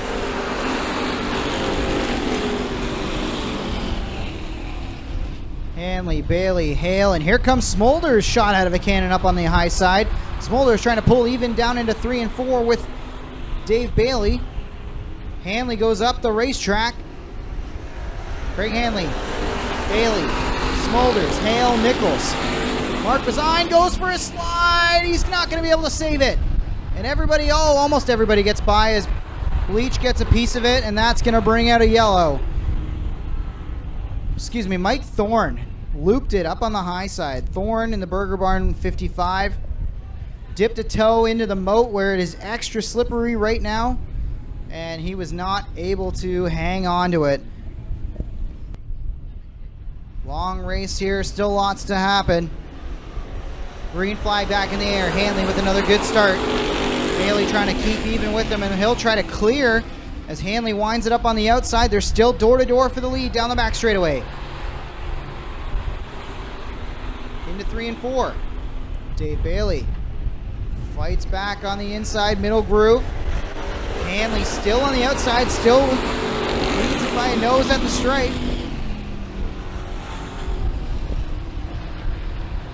Side by side racing. How long can these two do it? Hanley on the outside. He slides up the racetrack, and that's the mistake that Bailey needed. Dave Bailey is through. Craig Hanley dropped back to second. Smolders is up to third. Hale, 4th. Nichols, 5th. Sargent, 6th. Hellrine, 7th, trying to work over Richardson. One car parked it on the inside here. Oh, that could have been really scary as the 23. That was Doug May, who had spun it up off of 4, and he gets it going right in front of our leaders. Bailey. Hanley, Smolders.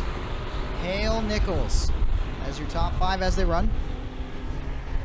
Oh, one car loops it and almost climbs the hill. That's Murray. Rob Murray's going to keep it rolling, though. He'll take it immediately to the pits. And we're still green.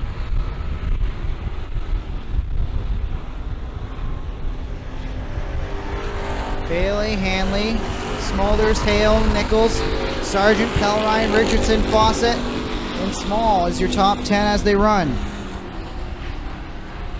Now we'll see if Craig Hanley, who has been doing such a great job holding off Bailey,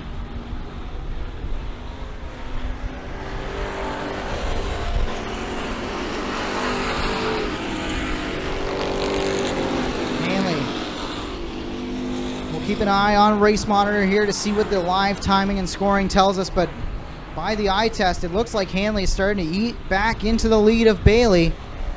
This time at the stripe, the difference between the top 2, just over a half second. Can Hanley close the distance? Down the back straightaway, he brings it in. Flat tire on Jim Lampman as he works down the front stretch. Oh, that was close with May. And speaking of close, Hanley starts to close in again. The lead now down to 0.2 seconds. Craig Hanley's got a car tonight. Dave Bailey knows how to be dominant here at Merrittville Speedway, but Craig Hanley has given him all he can. We're not even halfway into this thing yet. Bailey, Hanley, Smolders, Hale, Sargent in the top 5. Last time by the stripe, Bailey was able to pick up about a 1/10 of a second on the lead, but Hanley is committed to that outside, and he's making a sideways run through the corners work. This time we're halfway. Halfway in, halfway home. Dave Bailey starting to stretch things back out a little bit more. Last time he picked up another 1/10 of a second. As Hanley gets way loose, a little sideways, and that drops him way off the back of Bailey's rear bumper. That time at the stripe after the mistake from Hanley, Bailey stretches out to 1.5 second advantage. Excuse me, 1.15 seconds advantage.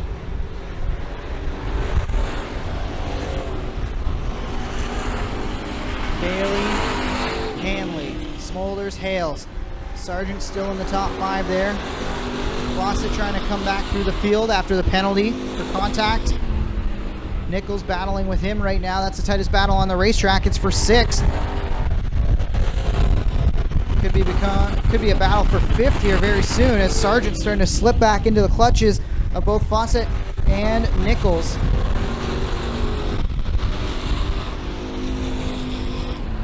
Lap car working their way around some of our leaders. Jim Lampman back out after the tire change. Fawcett was was up there challenging alongside of Sargent. Hale is trying to take away third now from Smolders. They're side by side. Bailey, Hanley, Hale, and Smolders side by side for third. Hale's going to take the spot. Sargent's got 2 hungry race cars. Make it 3 right on his tail for 5th. As Fawcett trying to find a way around. Nichols runs 7th there in the 43, and then it's Pellrine in 8th. Bailey, Hanley, Hale, Smolders, still Sargent. As Fawcett gets way into the mud, kicks a whole bunch of water up down the front stretch. I don't know if the moat is the place to be tonight. There is not a lot of grip down there in the moat right now. But Fawcett was able to hang on to it and still trying to work over Nichols, but here comes Pellrine to try to take the spot away from Mark Fawcett. It's Bailey, Hanley, Hale, Smolders, Sargent, Nichols, Fawcett, and Pellrine. 3rd through 8th, all running under a blanket. Top 2 cars, single file and broken away from the field. Bailey has an advantage now of 2.2 seconds over Craig Hanley.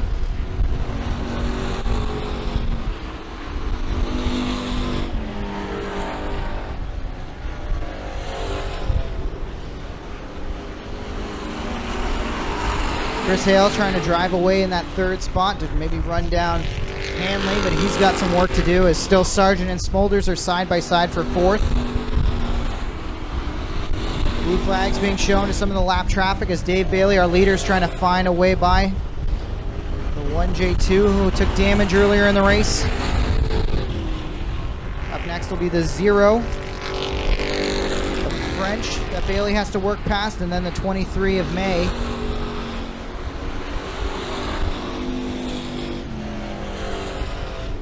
Hanley just kind of on an island by himself. He's got some lap traffic that he'll have to start dealing with as Bailey puts another car a lap down. It's Bailey, Hanley, Hale.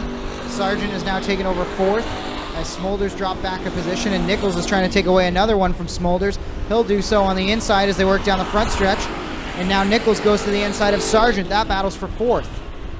Smolders trying to fight back and make it a 3-car battle for 4th. He's up on the way outside. It's Bailey, Hanley, Hale. Nichols gets a little loose. That's going to cost him some time as Sargent gets back by. Smolders now trying to clear Nichols on the outside. Can't do it. And Fawcett's rejoined that fight.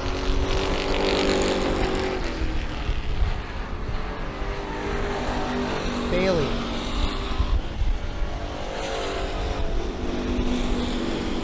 Putting on a clinic now that he's out front.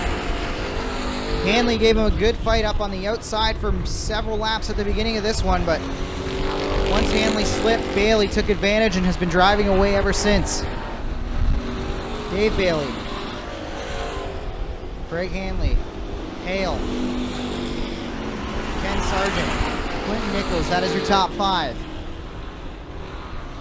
10 laps to go in this one. The duel on the dirt. Coming to 9 to go now for our leader, Bailey.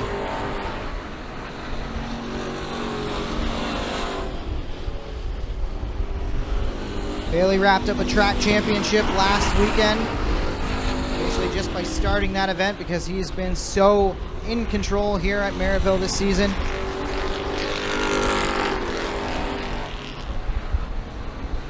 And once again, he finds himself in control of another race, the 50-lap duel on the dirt here at Merrittville Speedway. Hoosier stocks. Bailey's still working past lap traffic. See what his lead is at the stripe this time as he's really driven off from Craig Hanley. Leads up to 4.6 seconds over second place Craig Hanley. Bailey's going to have a real problem if anybody wants to have a shot at this, or somebody else might have to have a problem.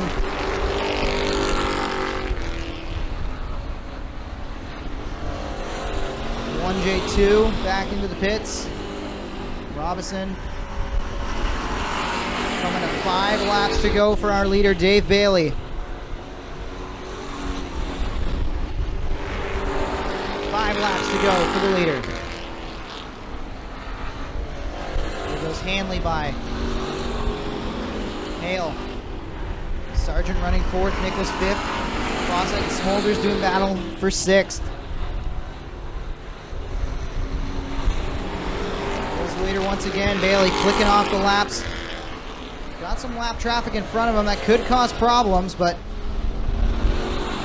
Bailey just being nice and smooth and patient as he tries to work around all this lap traffic and control the lead.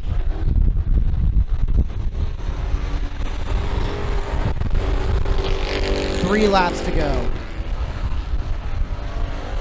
What an unbelievable season here at Merrittville Dave Bailey has had. Just win after win after win in that Queenston Chev Burster Baker 49 ride. Regular season champion. 2 laps to go for Bailey now to seal the duel on the dirt. Round 2 here at Merrittville.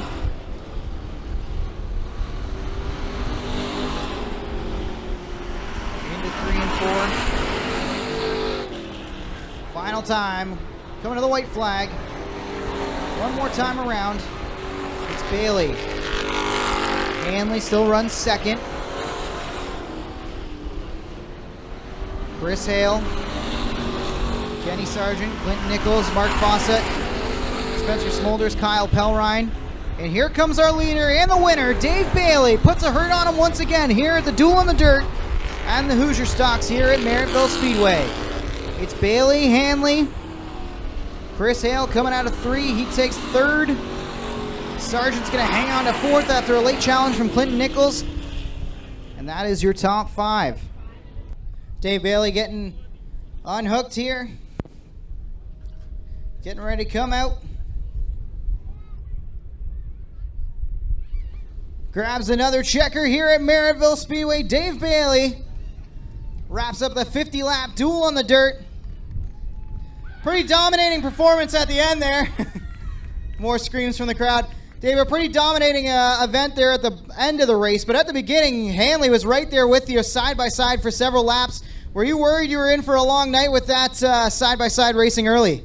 Yeah, I was. That guy's awesome, and he schooled us in that 75-lapper earlier in the year at Humberstone, so I was just kind of trying to be patient, and I kind of thought he was with us the whole time, but they just told me he wasn't. But awesome racing with that guy, and awesome racetrack tonight. Who do you want to thank for the victory here tonight in the 50-lapper? I thank Queenston Chev, Jibs Action Sports, Rolly's Rotary Ditching, Transaxle, and all my crew. My son Lucas, he let a little blood out this morning helping, so he's a trooper. Dave Bailey back in victory lane. On pole, Randy Giroux in the 24. Josh Slater out of Port Colborne in the 17 will start second. Starting third, Tyler Winger from Fort Erie in the 4. Starting fourth, Rob Meisner from Welland in the 88.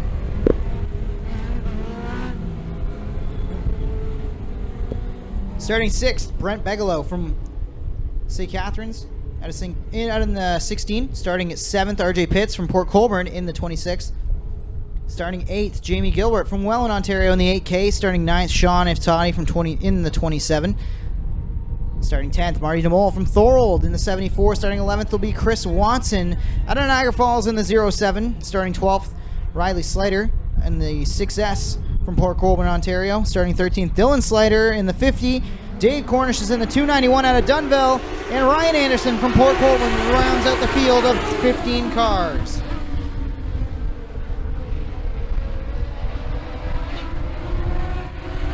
Giroux away with the jump early, but here comes Josh Slater fighting back on the outside from his second position on the starting grid. Josh Slater looks like he'll lay lap number 1 from Randy Giroux. Tyler Winger trying to find a way around. Slater, Giroux, Winger. And it's Sean Slater in the 09 and Rob Meisner in the 88 who are doing battle there for 4th. Josh Slater leads. Going 20 laps here tonight in the Mod Lights.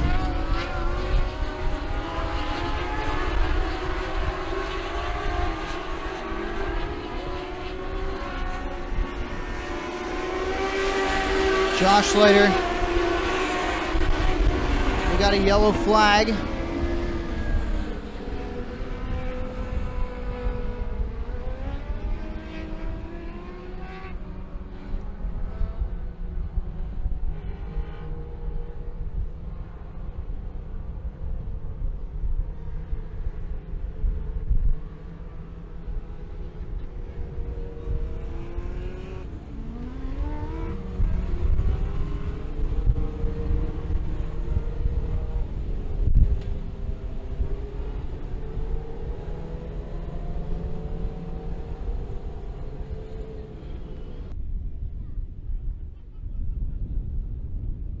So we go to a red flag situation because we thought we spotted fire underneath the 74 of DeMol, and it turns out it's an LED light in the engine area, we believe. I don't know why there's an amber light in the engine area on a mod light. That doesn't really seem too smart, but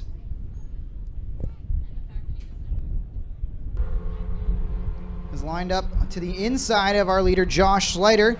Slider fires it up on the outside, gets a little sideways, and that allows Winger to get away with the lead. Josh Slider's going to have to work to take the lead back from the outside through 1 and 2. Winger, slide job up in front of Slider. He blocks. Josh Slider's going to go back to the inside now, but he can't get all the way downstairs as here comes Randy Giroux. 3 wide up off the corner. Giroux backs out of it. Slider and Winger side by side into 1 and 2. Josh Slider. He's on the bottom side trying to find a way past Tyler Winger, who took the lead on the restart. Randy Giroux goes upstairs. He's fighting it hard on that outside in that 24. That's the 09 of Sean Slater. Rob Meiser's in the 88. He'll take over 4th from Sean Slater.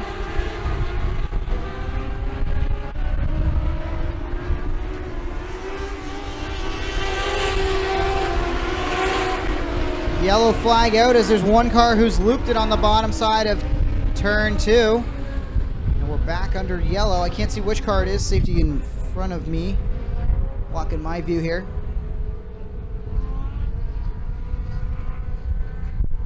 It's the 44 of Anderson who has looped it down on the bottom side of 2. Went around by himself, and we are under yellow once again.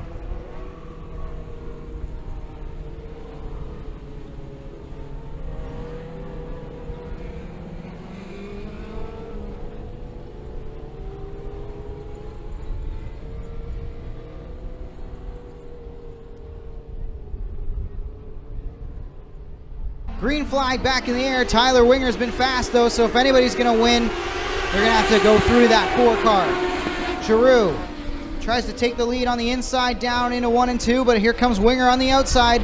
He'll draw even. Side by side down the back straightaway. 24 and 4. Then it's the 88. Here comes Brent Bigelow, our series champion. He's going to try to find a way around the outside and break into the top 5. Giroux and Winger still doing battle for the lead. It's going to be Winger who gets away with it.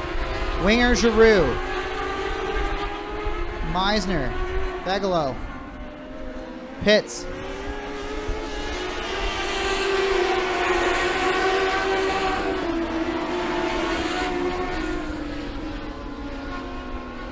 Winger, Giroux, and here comes Brent Bigelow now to 3rd as he gets around the outside of Meisner. Brent Bigelow settling into 3rd place. Giroux goes way upstairs, bounces the car around, and that allows Brent Bigelow to slide through to 2nd. Bigelow now trying to find a way to track down Tyler Winger, but here comes Randy Giroux. He's not done yet. 3 wide behind them for 5th on back as Sean Iftati's making the outside work, and here comes Sean Slater in the 09 on the inside. Meisner around the outside.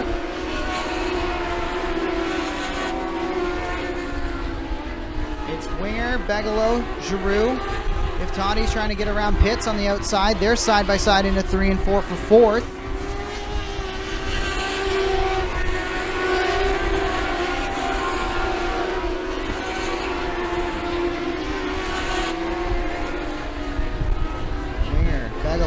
Giroux and Iftati doing battle for 3rd now. Iftati's got some speed up on the outside in that 27. He washes up the racetrack though a little too wide that time, and that's going to cost him. He rows the moat, and Pitts and Giroux clear the 27 of Iftati.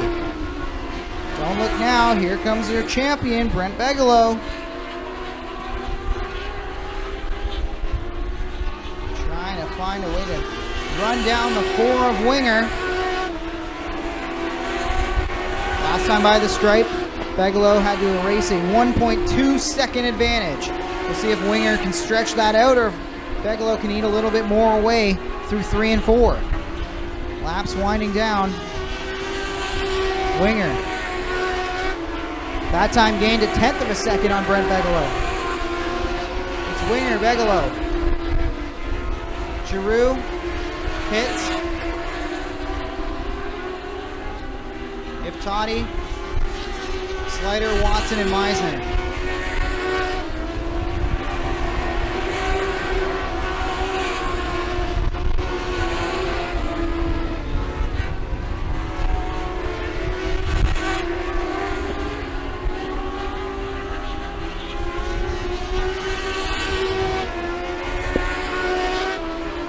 Winger starting to stretch things out even further. His lead up to 1.7 now.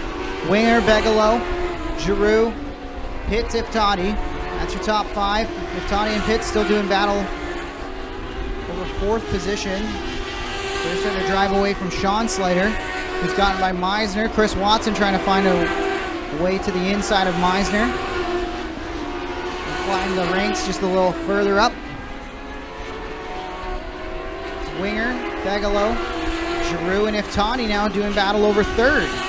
Iftadi has really got that car working on the extreme outside. It's not the most smooth line, but he's found speed up there. And he might be able to claim third away from Randy Giroux before it's all said and done. White flag in the air. Final time around for Tyler Winger. Tyler Winger. Strong car here tonight, has controlled much of this last half of the race, and he will see the checkers this time. Tyler Winger wins it over Brent Begalo. And then the race is on for third. Who's going to get it? At the stripe, I believe, Iftadi. Yes, Sean Iftadi steals third from Randy Giroux, and RJ Pitts brings it home with a top five finish in the final time we see the Mod Lights here at Merrittville. Give a call to Tyler Winger, finds himself back in victory lane once again. Final round here in the Mod Lights at Merrittville, and you score another victory. Tyler, tell us about the drive. The car felt great. A little loose off four. I tagged the front stretch wall once, but other than that, the car was really good. Who do you want to thank for the victory here tonight, Tyler? I'd like to thank my parents, the car owners, and RCM Racing. Great job. Tyler Winger back in victory lane in the Mod Lights, and we've got Dirt Car Sportsman 50-lapper up next. Cody McPherson drew the pole down on the front stretch. Track champion this year starts for the front row out of St. Catharines, Ontario, and lucky number 7. That's Luke Carlton, who starts second from the Port Colborne in the 96B. Starting third, Mitch Dumont from Welland in the 28. Starting fourth will be Brad Rouse from Fort Erie in the 18R. Starting fifth, it's Billy Bleach Jr. out of Port Robinson in the 108. Starting sixth, Jay Mallory in the 20, the Mongrel. Starting seventh, Ryan Ferry in the 1F. Starting eighth will be James Friesen from Niagara-on-the-Lake in the 72. Starting ninth, Brandon Gruel from St. Catharines in the 35G. Then it's Adam Leslie out of Port Colborne in the 15. Starting 10th. Starting 11th, Dave Flanagan in the 74. Starting 12th will be Greg Panante from Port Colborne in the 99P. Jessica Power starts 13th in the 52 out of Kingston. Taylor Vanderzanden starts 14th in the 74X. Then it's Terry Smith from Niagara Falls in the 22. Rob Knapp starts 16th in the 2K. Starting 17th, Justin Sharp from St. Catharines in the 8S. Starting 18th, Dan McKay in the 13M. Starting 19th, Nathan Peaty from Ridgeway in the 23N. Starting 20th, Noah Mamo from Ridgeway in the 3N. Starting 21st, Dave Mamo out of Ridgeway in the 3 Mamo. Starting 22nd will be John Bibian out of Port Colborne in the 52, or 62, excuse me. Starting 23rd, Curtis Friesen in the 68. Starting 24th, Greg Brinklow out of Kingston in the 707. And Dean Scott in the 19A rounds out the field of 25 cars, all gunning to win this Dirt Car Sportsman 50-lapper.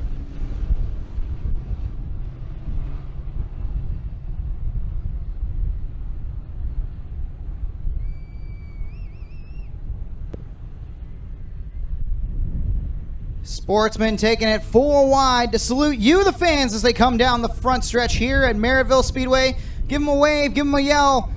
Fleck your lights if you're up here in the Merrittville Speedway press box. As 25 cars get ready to duel here on the dirt at Merrittville.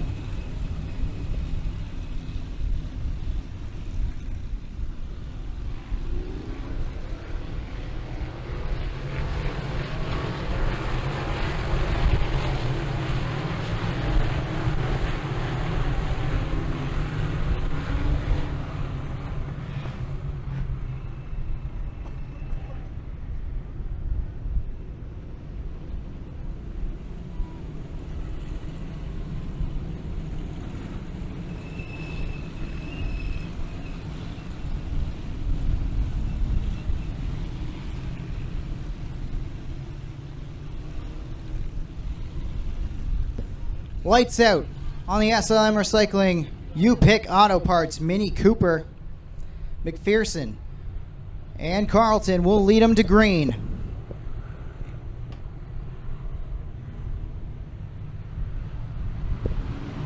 Green flag in the air. 50 laps in the Sportsman here at Merrittville is underway.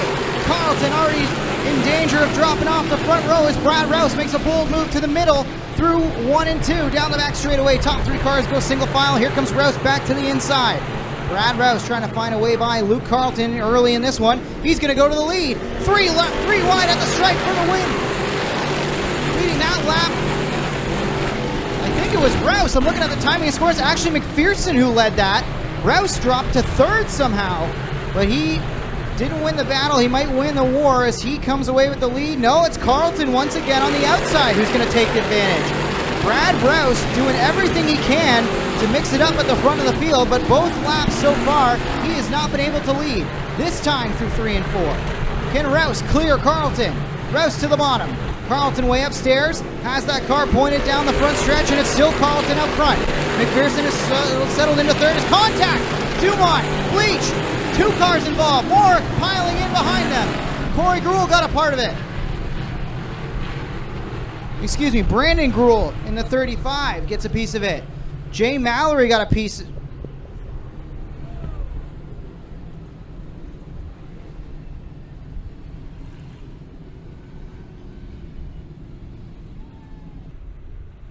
Three laps into this 50-lapper here.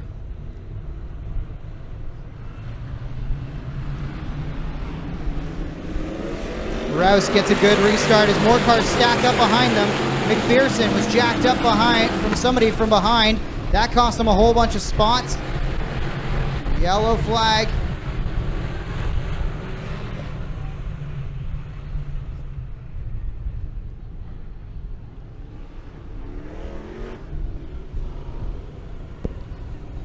The 96B was the control car on that restart, and Tower rules that Rouse jumped it just a little bit. And we will go back under yellow and line them up same way we came to green that last time.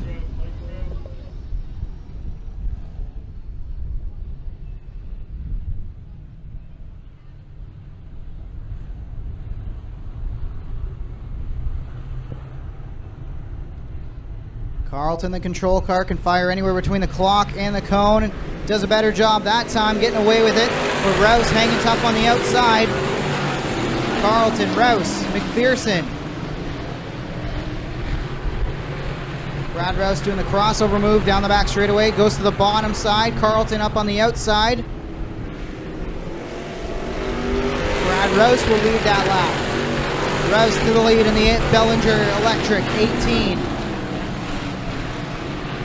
It's Rouse, Carlton, McPherson, Ferry, and Greg Penante already up from that 12th spot. Up into the top 5. Dumont is falling outside the top 5 now, and Friesen also dropped us a couple spots. Back to 7th.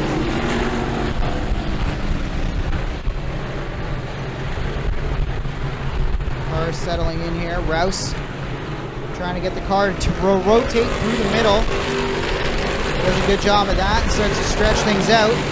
As here comes JMF trying to get around Dumont. A couple cars making contact back there. I believe it's the 274s who may have came together, or maybe Flanagan might have just caught the inside barrier. Everybody stays straight. We stay green. And it's Rouse leading Carlton, McPherson, Ferry, and here comes Penante. Penante bad fast early in the night. We'll see what he's got throughout 50 laps here tonight. Greg Penante trying to find a way around Ryan Ferry. That's for 4th. Cody McPherson drew the pole. He also was our championship winner. Wrapped up the points championship last week on the final points night here at Merrittville. McPherson's going to open the door down low, and here comes Ferry. Ferry from the United Rentals 1F trying to find a way by Cody McPherson, but here comes Greg Penante on the outside. They're battling tight there for 4th. It's Rouse, Carlton, McPherson goes up the racetrack now trying to find a different line. Ferry goes down low. Penante right in the tire tracks of McPherson now goes to the bottom side. Friesen trying to break into the top 5. won't be long before our leader, Brad Rouse, starts to see lap traffic. As Dave Mamo is at the back of the pack. The 3 Mamo.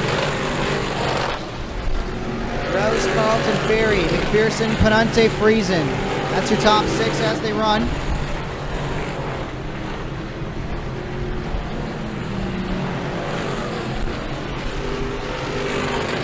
Ferry's gotten around. Cody McPherson starting to drive away in that 3rd spot.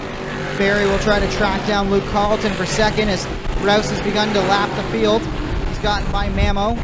Now trying to work over Dean Scott in the 19A. He'll do that. Clear that car. Next up on Rouse's hit list is the 707 of Brinklow.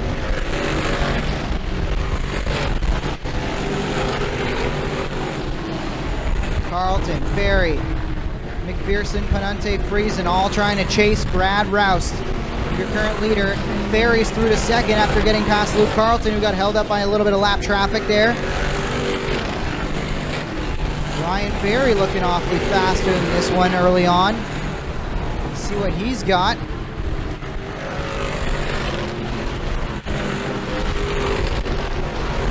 At the stripe, Ferry still 1.8 seconds back of our leader, Brad Rouse.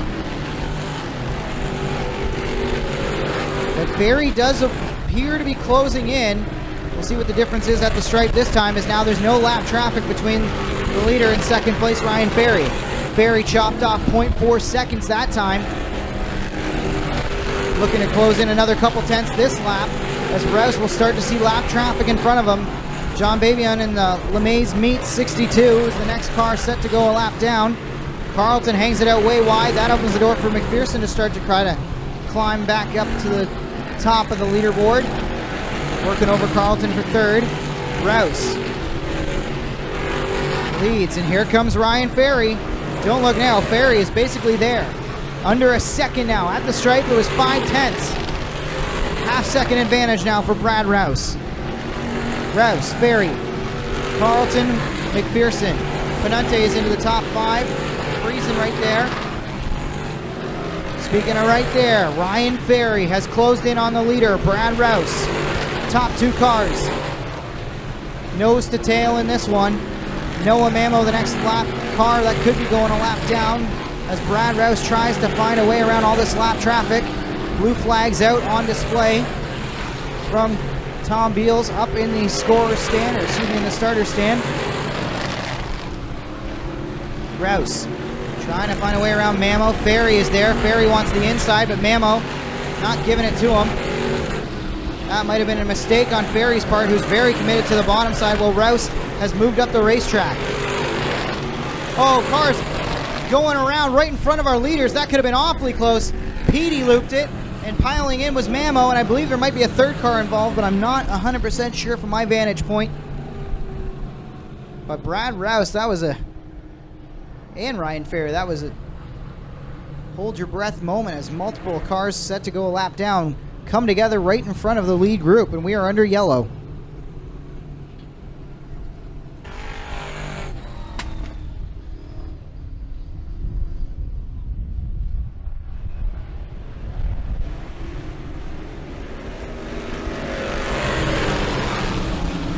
Right as Mamo came back out on the racetrack, a big panel flew off his car right as we were getting ready to go green. And back under yellow.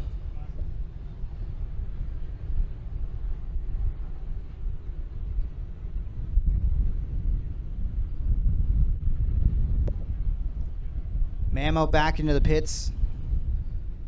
My car pretty damaged. Not sure if he'll be able to continue. He's dropping some debris that last time as he tried to come around. And we will try this restart once again. Same order as I just read off earlier. Rouse is the control car. He can fire anywhere between the score clock and the blue cone in 4.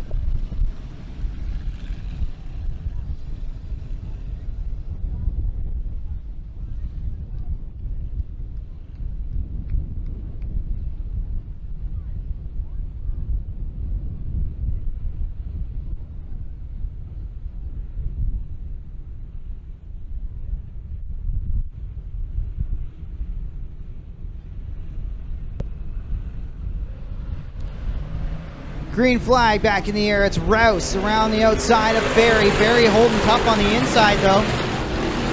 Into 1 and 2. Rouse is going to try to come away at the lead, but it's still Ryan Ferry fighting back on the inside, side by side, into 3 and 4.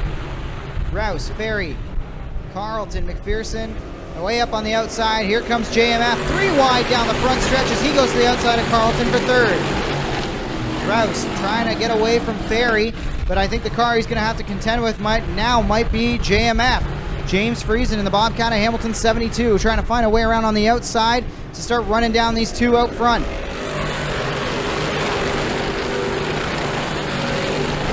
Ferry gets the inside of Rouse. Can't make the pass as Rouse has figured that outside out. Rouse, Ferry, Friesen, McPherson, Carlton, Panunte, top 6 cars. Van der Zanden doing battle there with Knapp. Flanagan doing battle with Dumont. Good racing throughout the field. Halfway this time. Brad Rouse still in front. McPherson trying to get to the inside of Friesen through 1 and 2. 7 and 72 still doing battle down the back straightaway, but Friesen hanging tough on that outside. Rouse goes to the bottom side now, and Ferry is there. Ryan Ferry blows right up on the back bumper of Rouse that time through.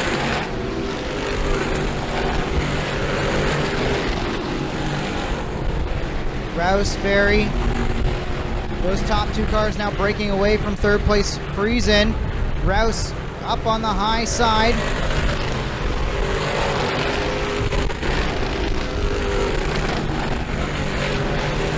Looking good in the white Bellinger Electric 18R for Brad Rouse.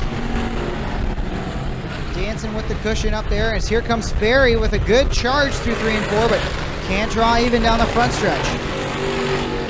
This time Rouse goes to the bottom side, trying to close the gap off. But Ferry's going to take advantage and go to the inside. Will Rouse cut him down? He will. Rouse throws the block. Ferry is there. A little bit of contact through 3 and 4. Ferry will nose ahead at the stripe. Ryan Ferry trying to find a way around Brad Rouse. Rouse is definitely better up on the high side. When he starts to try to run to take away Ferry's line, that's when Ferry is able to take advantage. This time, Ferry can't keep pace. Rouse winds it up on the outside, uses that momentum to edge ahead at the stripe. Lap traffic in front of our leaders now. Dave Mammal will be the first one.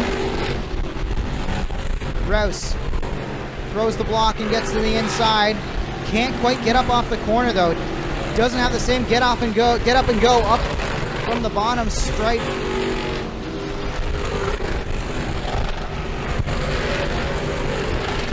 Meanwhile, Ferry's really got that bottom side working for him. He closes in again on the backside of our leader, Brad Rouse. And Rouse, again, just not able to find the speed as he works past lap traffic. That got awfully close for our leader, Brad Rouse. As Brinklow in the 707 and Scott in the 19A do a little bit of jockeying for position. Rouse goes all the way back up to the top side. Ferry still committed to the bottom. Ryan Ferry has the car dialed in on the bottom side, but as long as Brad Rouse runs the top, I'm not sure that Ferry's ever going to be able to complete the pass. This time, Rouse goes to the inside again, trying to slow the momentum of Ferry. Ferry is there. One car on the extreme outside of the leaders there. That was McKay, who was involved in that earlier incident. He regathers the car and keeps it straight. Ferry still trying to find a way around Brad Rouse. They're still side by side at the stripe. Rouse throws the block once again, trying to chop off the nose of Ferry. Ferry drives up. They're far more even this time as they head into 3 and 4. Brad Rouse goes to the high side. Ferry to the bottom side. Good battle amongst these two, and Ferry to the lead. Ryan Ferry in the 1F has taken the lead, but here comes Brad Rouse on the outside now. Brad Rouse trying to fight back by on the outside, where he has been best all night long. Lap traffic in front of our 2 leaders. It's John Bibian, who got the lap back after getting lapped before that last caution. Ferry clears Rouse. Leaders forced to run single file as they negotiate lap traffic, but Rouse is looking for that outside. He closes in on the backside, and Babian is there taking away that line. Rouse sails it in down on the inside line. He'll slide up the racetrack. Ferry gaps him by about a car length as they work down the back straightaway. How will Ryan Ferry negotiate lap traffic? Leaders work off of 4. Ferry, Rouse. Brad Rouse pulls alongside our leader once again. There's Ryan Ferry, but lap traffic wants to use that high side that Brad Rouse has been running. Lap traffic definitely a factor, taking away the top side for Brad Rouse, where he has been the fastest all night. He's trying to make that bottom side work, but Ferry just does it a little bit better. Nathan Petey, the next car, is set to go a lap down. Rouse falls off the rear bumper of Ferry a little bit more. 10 laps to go.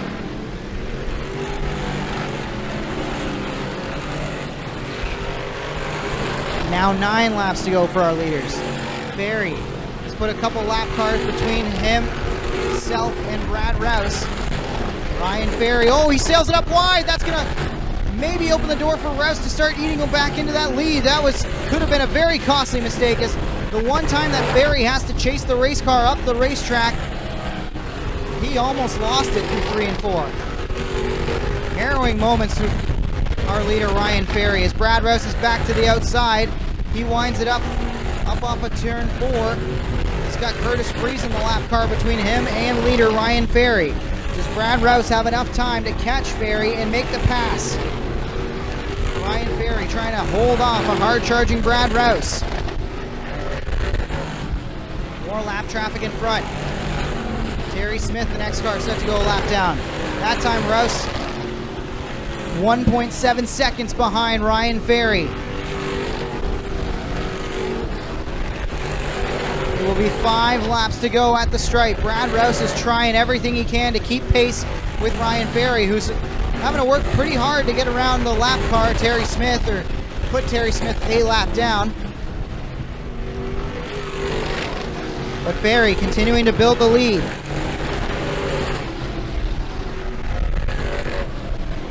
Ferry, last time by, lead was 1.8 seconds.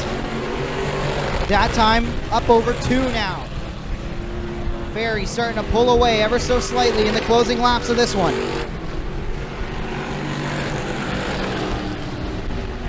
Ryan Ferry, the United Rentals 1F.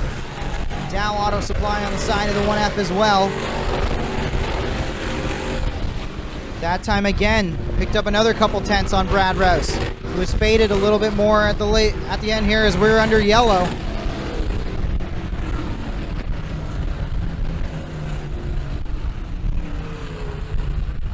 One car around way up on the outside, and that changes everything. Ryan Ferry was gone in this one, as I believe it's Mitch Dumont who finds himself parked up on the outside of turn 1. Rouse, Friesen, McPherson, Panunte, green flag in the air, and Ferry gets a great restart. Ryan Ferry leads him down into turn 1. Here comes Brad Rouse on the outside, trying to find the speed he found early in the race on the high side. Charges down the back straightaway and tries to set up the pass into 3 and 4. Ferry still commits to the bottom. Rouse trying to come around on the outside. They're going to be side by side into turn 1. Ferry, Rouse, McPherson, Friesen, and Panunte. Brad Rouse edges ahead down the back straightaway. Ferry drives it in there on the bottom side. Rouse up the racetrack, coming to the white flag. Too close to call at the line. How will they finish?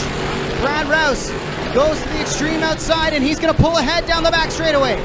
Ryan Ferry's got one more corner. Can he do anything with it? Rouse tries to throw the block. Here comes Ferry. Coming to the checkers, Brad Rouse gets the win back. He takes it over Ryan Ferry, Cody McPherson, James Friesen, and Greg Panunte. Brad Rouse used the high side, then slammed the door through 3 and 4 in the final time, and he wins the Dirt Car Sportsman race here at Merrittville Speedway. Big bunch of cheers for Brad Rouse. He climbs to the top of the car.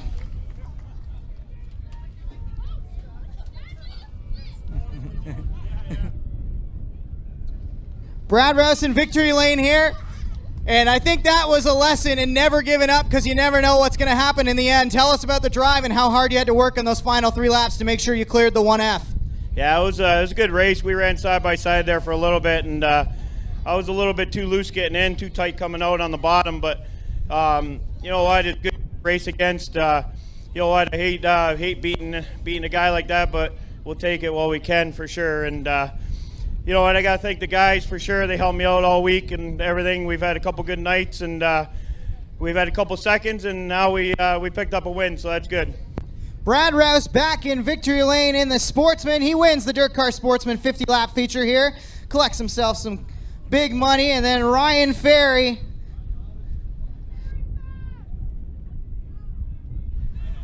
Ryan, I heard you just say, I tried. A little bit of a heartbreaker, but you got to be happy with how you run when the big money's on the line tonight. Tell us about the drive and whether you thought you may have been able to hold off Brad in those final 3 laps. Car was great. I'm a little disappointed that I didn't win, especially it's a memorial car for my cousin who passed away in 2019. It's his number, his paint scheme from when he ran with the World of Outlaw late models. I tried. It's all I could do. Who do you want to thank for the drive here tonight, Ryan? I got to thank my wife, family, United Rentals, Celebrations by B, Dow Auto Supply, Obey Designs, New Gen Engines. It's really a team effort, and hopefully we can get him next time, I guess. Ryan Ferry comes up just a little bit short, but shows his speed. And then the champ, Cody McPherson, brings it home with a podium place finish. Cody, tell us about the drive tonight. You started on pole, but just what did you need to keep up with those front 2? You know, we weren't good. Put a new right rear on. I tried everything to get it to fire. It just, for some reason, it felt like I was just on ice the whole time. I couldn't get it going, and it was disappointing, but you know, it was still a good run. Congrats to Brad and Ferry on a good run. And regroup, go to Humberstone next week, see what we can do. Cody McPherson brings it home 3rd. Great run from the Sportsman here in the 50-lap feature. Don't go anywhere, race fans. We got the Knights of Thunder presented by Pinty's here at Merrittville Speedway to close out the evening. Jordan Poirier will start on pole in the 28 from St. Mathieu de Bois, Quebec. Jim Hoopinen from Fenwick starts 2nd in the 14H. Then it's Glenn Stiers from Oshawegan in the 0. Starting 4th, Mac DeMan from Mississauga in the 17X. Starting 5th will be Holly Porter out of Dorchester in the 1. Starting 6th, Mikey Krutchka out of Hamilton in the 01K. Starting 7th, DJ Christie from Beachville, Ontario in the 5. Starting 8th, Jamie Turner from Caister Center in the 11. Starting 9th will be Josh Hansen from Beamsville, Ontario in the 80H. Starting 10th, Tyler Rand from Picton, Ontario in the 84. Starting 11th, Bailey Hurd from Niagara Falls in the 70. Starting 12th, Liam Martin from Binbrook in the 9. Starting 13th, Ryan Turner from Dunville in the 91. Starting 14th, Sean Evans out of Scotland in the 87X. Starting 15th, Kevin Pauls from St. Catharines in the 46. Starting 16th, Dan Nanakoke from Oshawegan in the 15. Corey Turner lines up 17th from Tilsonburg in the 13. Starting 18th will be Sean Slater out of Port Colborne in the 71S. Travis Cunningham from Grimsby starts 19th in the 90. And Scott Burke from Charing Cross rounds out the field in the 9B.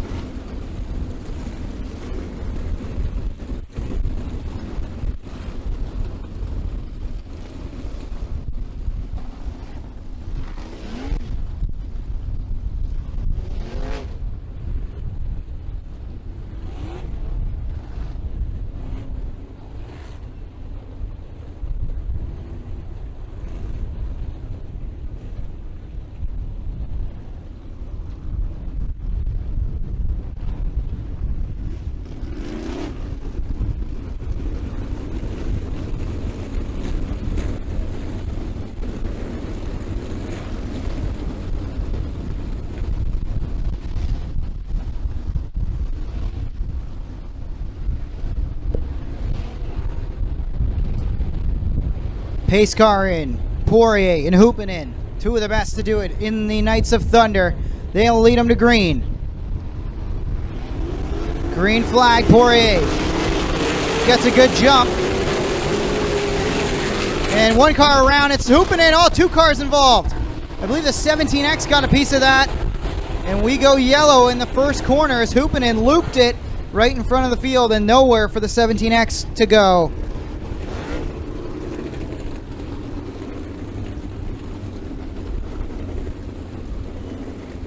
Pace car pulls in. Poirier Steyrs, complete restart with Hoopinen and the 17X of Demand dropping to the back after being involved in that early caution. Green flag in the air and Poirier away with it. Poirier, Porter. Holly Porter with a good move up to second. Here comes Glenn Steyrs with a whole bunch of speed though. Trying to run back up on Holly Porter. Poirier leads. Porter. Be interesting to watch Hoopinen and Demand see if they can work their way back up through this tight field. Hoopinen already doing a great job. He's already passed about 5 cars. Demand, however, has gotten by 3 as they're slicing and dicing throughout the field. Down the front stretch, and then they fan out through the corners.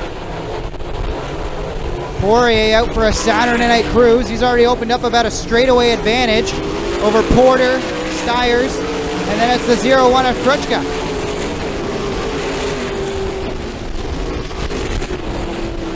Krutschka now trying to challenge Porter for second as Mikey slipped by the 0 of Steyrs through 1 and 2, and down the front stretch. Here comes Mikey Krutschka. Porter trying to fight back on the outside, the native of Dorchester, Ontario. Poirier won't be long until he starts to see lap traffic as he's already way out in front. His man climbing the inside barrier there was Krutschka. He was riding right against it. And he didn't make contact with it. He came awfully close, but still rides in second. Porter sits third. Trying to come through the field now is Liam Martin in the 9, who's underneath Glenn Steyrs. They're side by side. Oh, they make contact. Steyrs. That was very close to us. Complete collision between the two of them on the front stretch. Not stopping Martin though. Liam Martin in the 9 now slips by Holly Porter for third in the Nitro 54 number 9. Oh, one car goes sideways up on the high side, trying to keep his foot in it. That's the 87X of Sean Evans. Evans keeps it righted. We stay green. Poirier, our leader, working through lap traffic. He's put 3 cars a lap down already and has built almost a full straightaway, maybe even a bit more advantage as he gets driven into the moat, trying to get around the 70 of Bailey Hurd.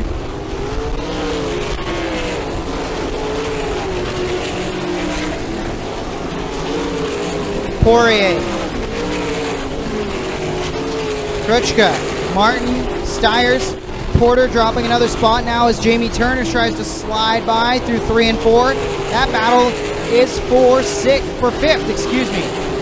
Another car lurking there is Hansen, Josh Hansen in the 88H, trying to find a way by if Turner or Porter slips up. Turner is through. Jamie Turner clears Holly Porter. Josh Hansen now trying to work over the back bumper of Holly Porter.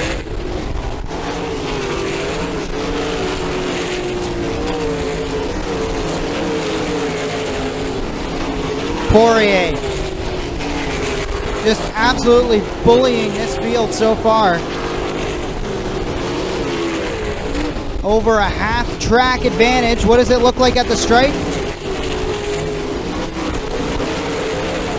Poirier just crossed the stripe. And here comes the 0-1 of Mikey Krutschka. He's trying to hold off Liam Martin. He's 8.9 seconds back of Poirier, who is just flying out there. Dips a toe into the moat. There goes our leader underneath the Tim Hortons finish stripe.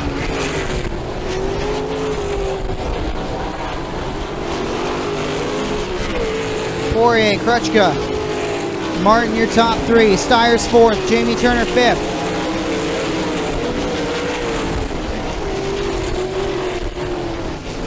Trying to find our leader here, Jordan Poirier, who's on the backstretch, trying to work his way around DJ Christie, who runs 9th. So Poirier's already lapped up to 9th place.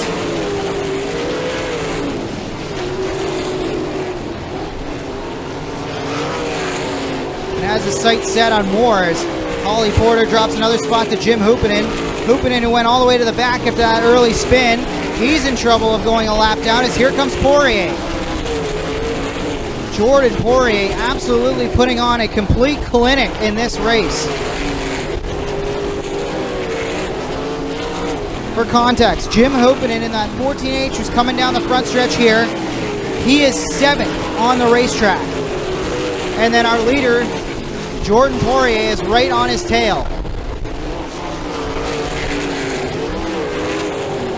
Poirier continues to lead. Liam Martin has gotten by Mikey Krutchka for 2nd, but he still rides almost 10 seconds back of our leader, Jordan Poirier.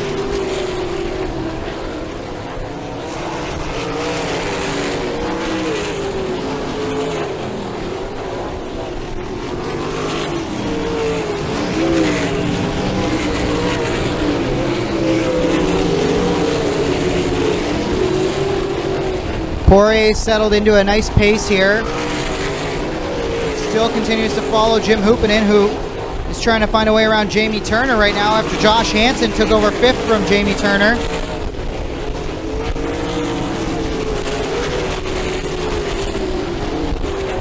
Hoopinen washes up the racetrack. Here comes Poirier to try to put the lap pass on. Maybe a bit of contact with the wall there for Hoopinen as he tagged it even ever so slightly.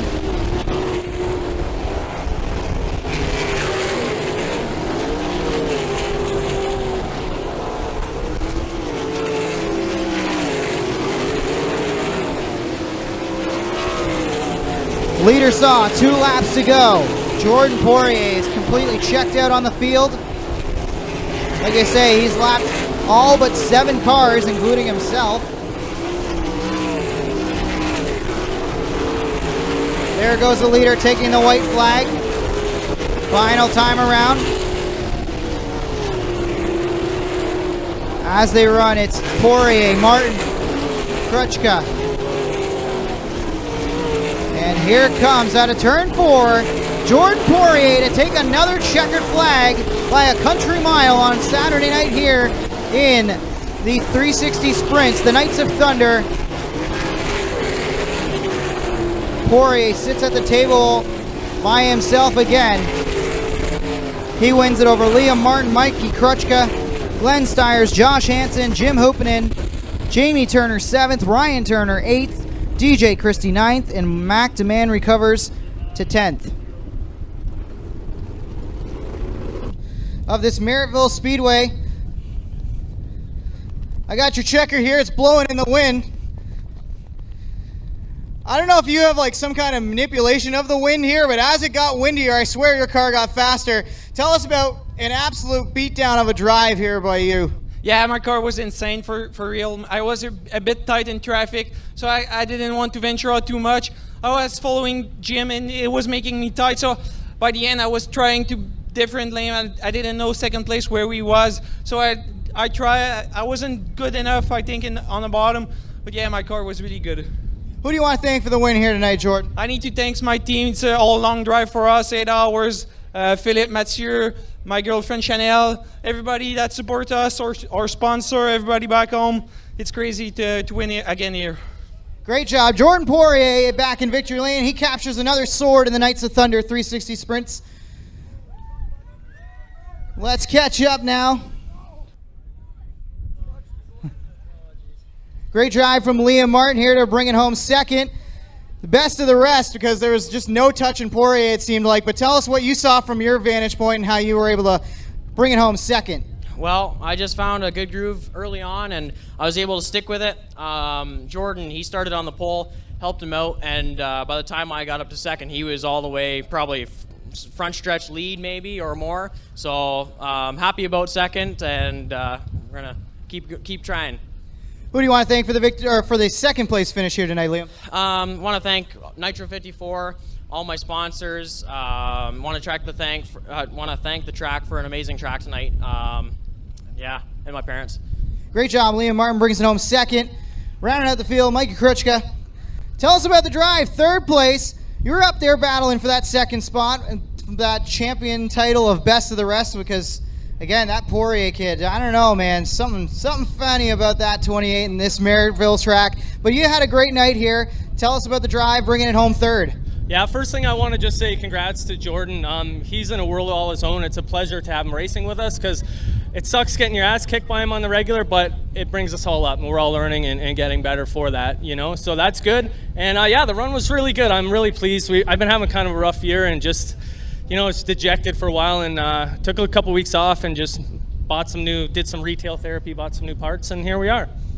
Great job. Who do you want to thank for the third place finish? Everybody. First off, Instant Installation and the Schutz family. Best Way Bedding, St. Catharines. You need a mattress, go see Mike. He's the best. Tammy 10 Media, O'Neill's, Todd and Nicole, T-Max Bar and Grill, Window Works, Nitro 54, Epic, MK Security, Design Space Trailers, Creative Edge. That's it. Thanks everybody for coming out. It's been a trying couple years for all of us, and it's awesome to see faces in the stands again, and it's even more awesome to come out here and rip it. So thanks to everybody coming out. Oh, and I want to say thanks to Terry Vince from CSR Engines. Awesome power on a budget, and we're doing good. We're creeping up. 5th last night, 3rd tonight, next Friday, W. I smell a W for Mikey Krutchka.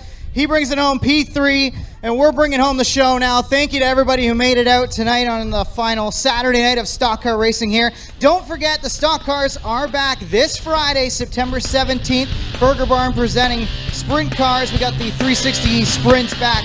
We got the Action Sprint Tour back. We also got Hoosier stocks and mini stocks as well on the card. Thank you, race fans, for joining us. On behalf of our track owners, Don and Lorraine Spees, I've been Jonathan Howe. We hope your Saturday night was more than just all right. Get home safe, and we will see you next Friday. And don't forget, hopefully you got your tickets. Wreckfest 2021 goes down tomorrow.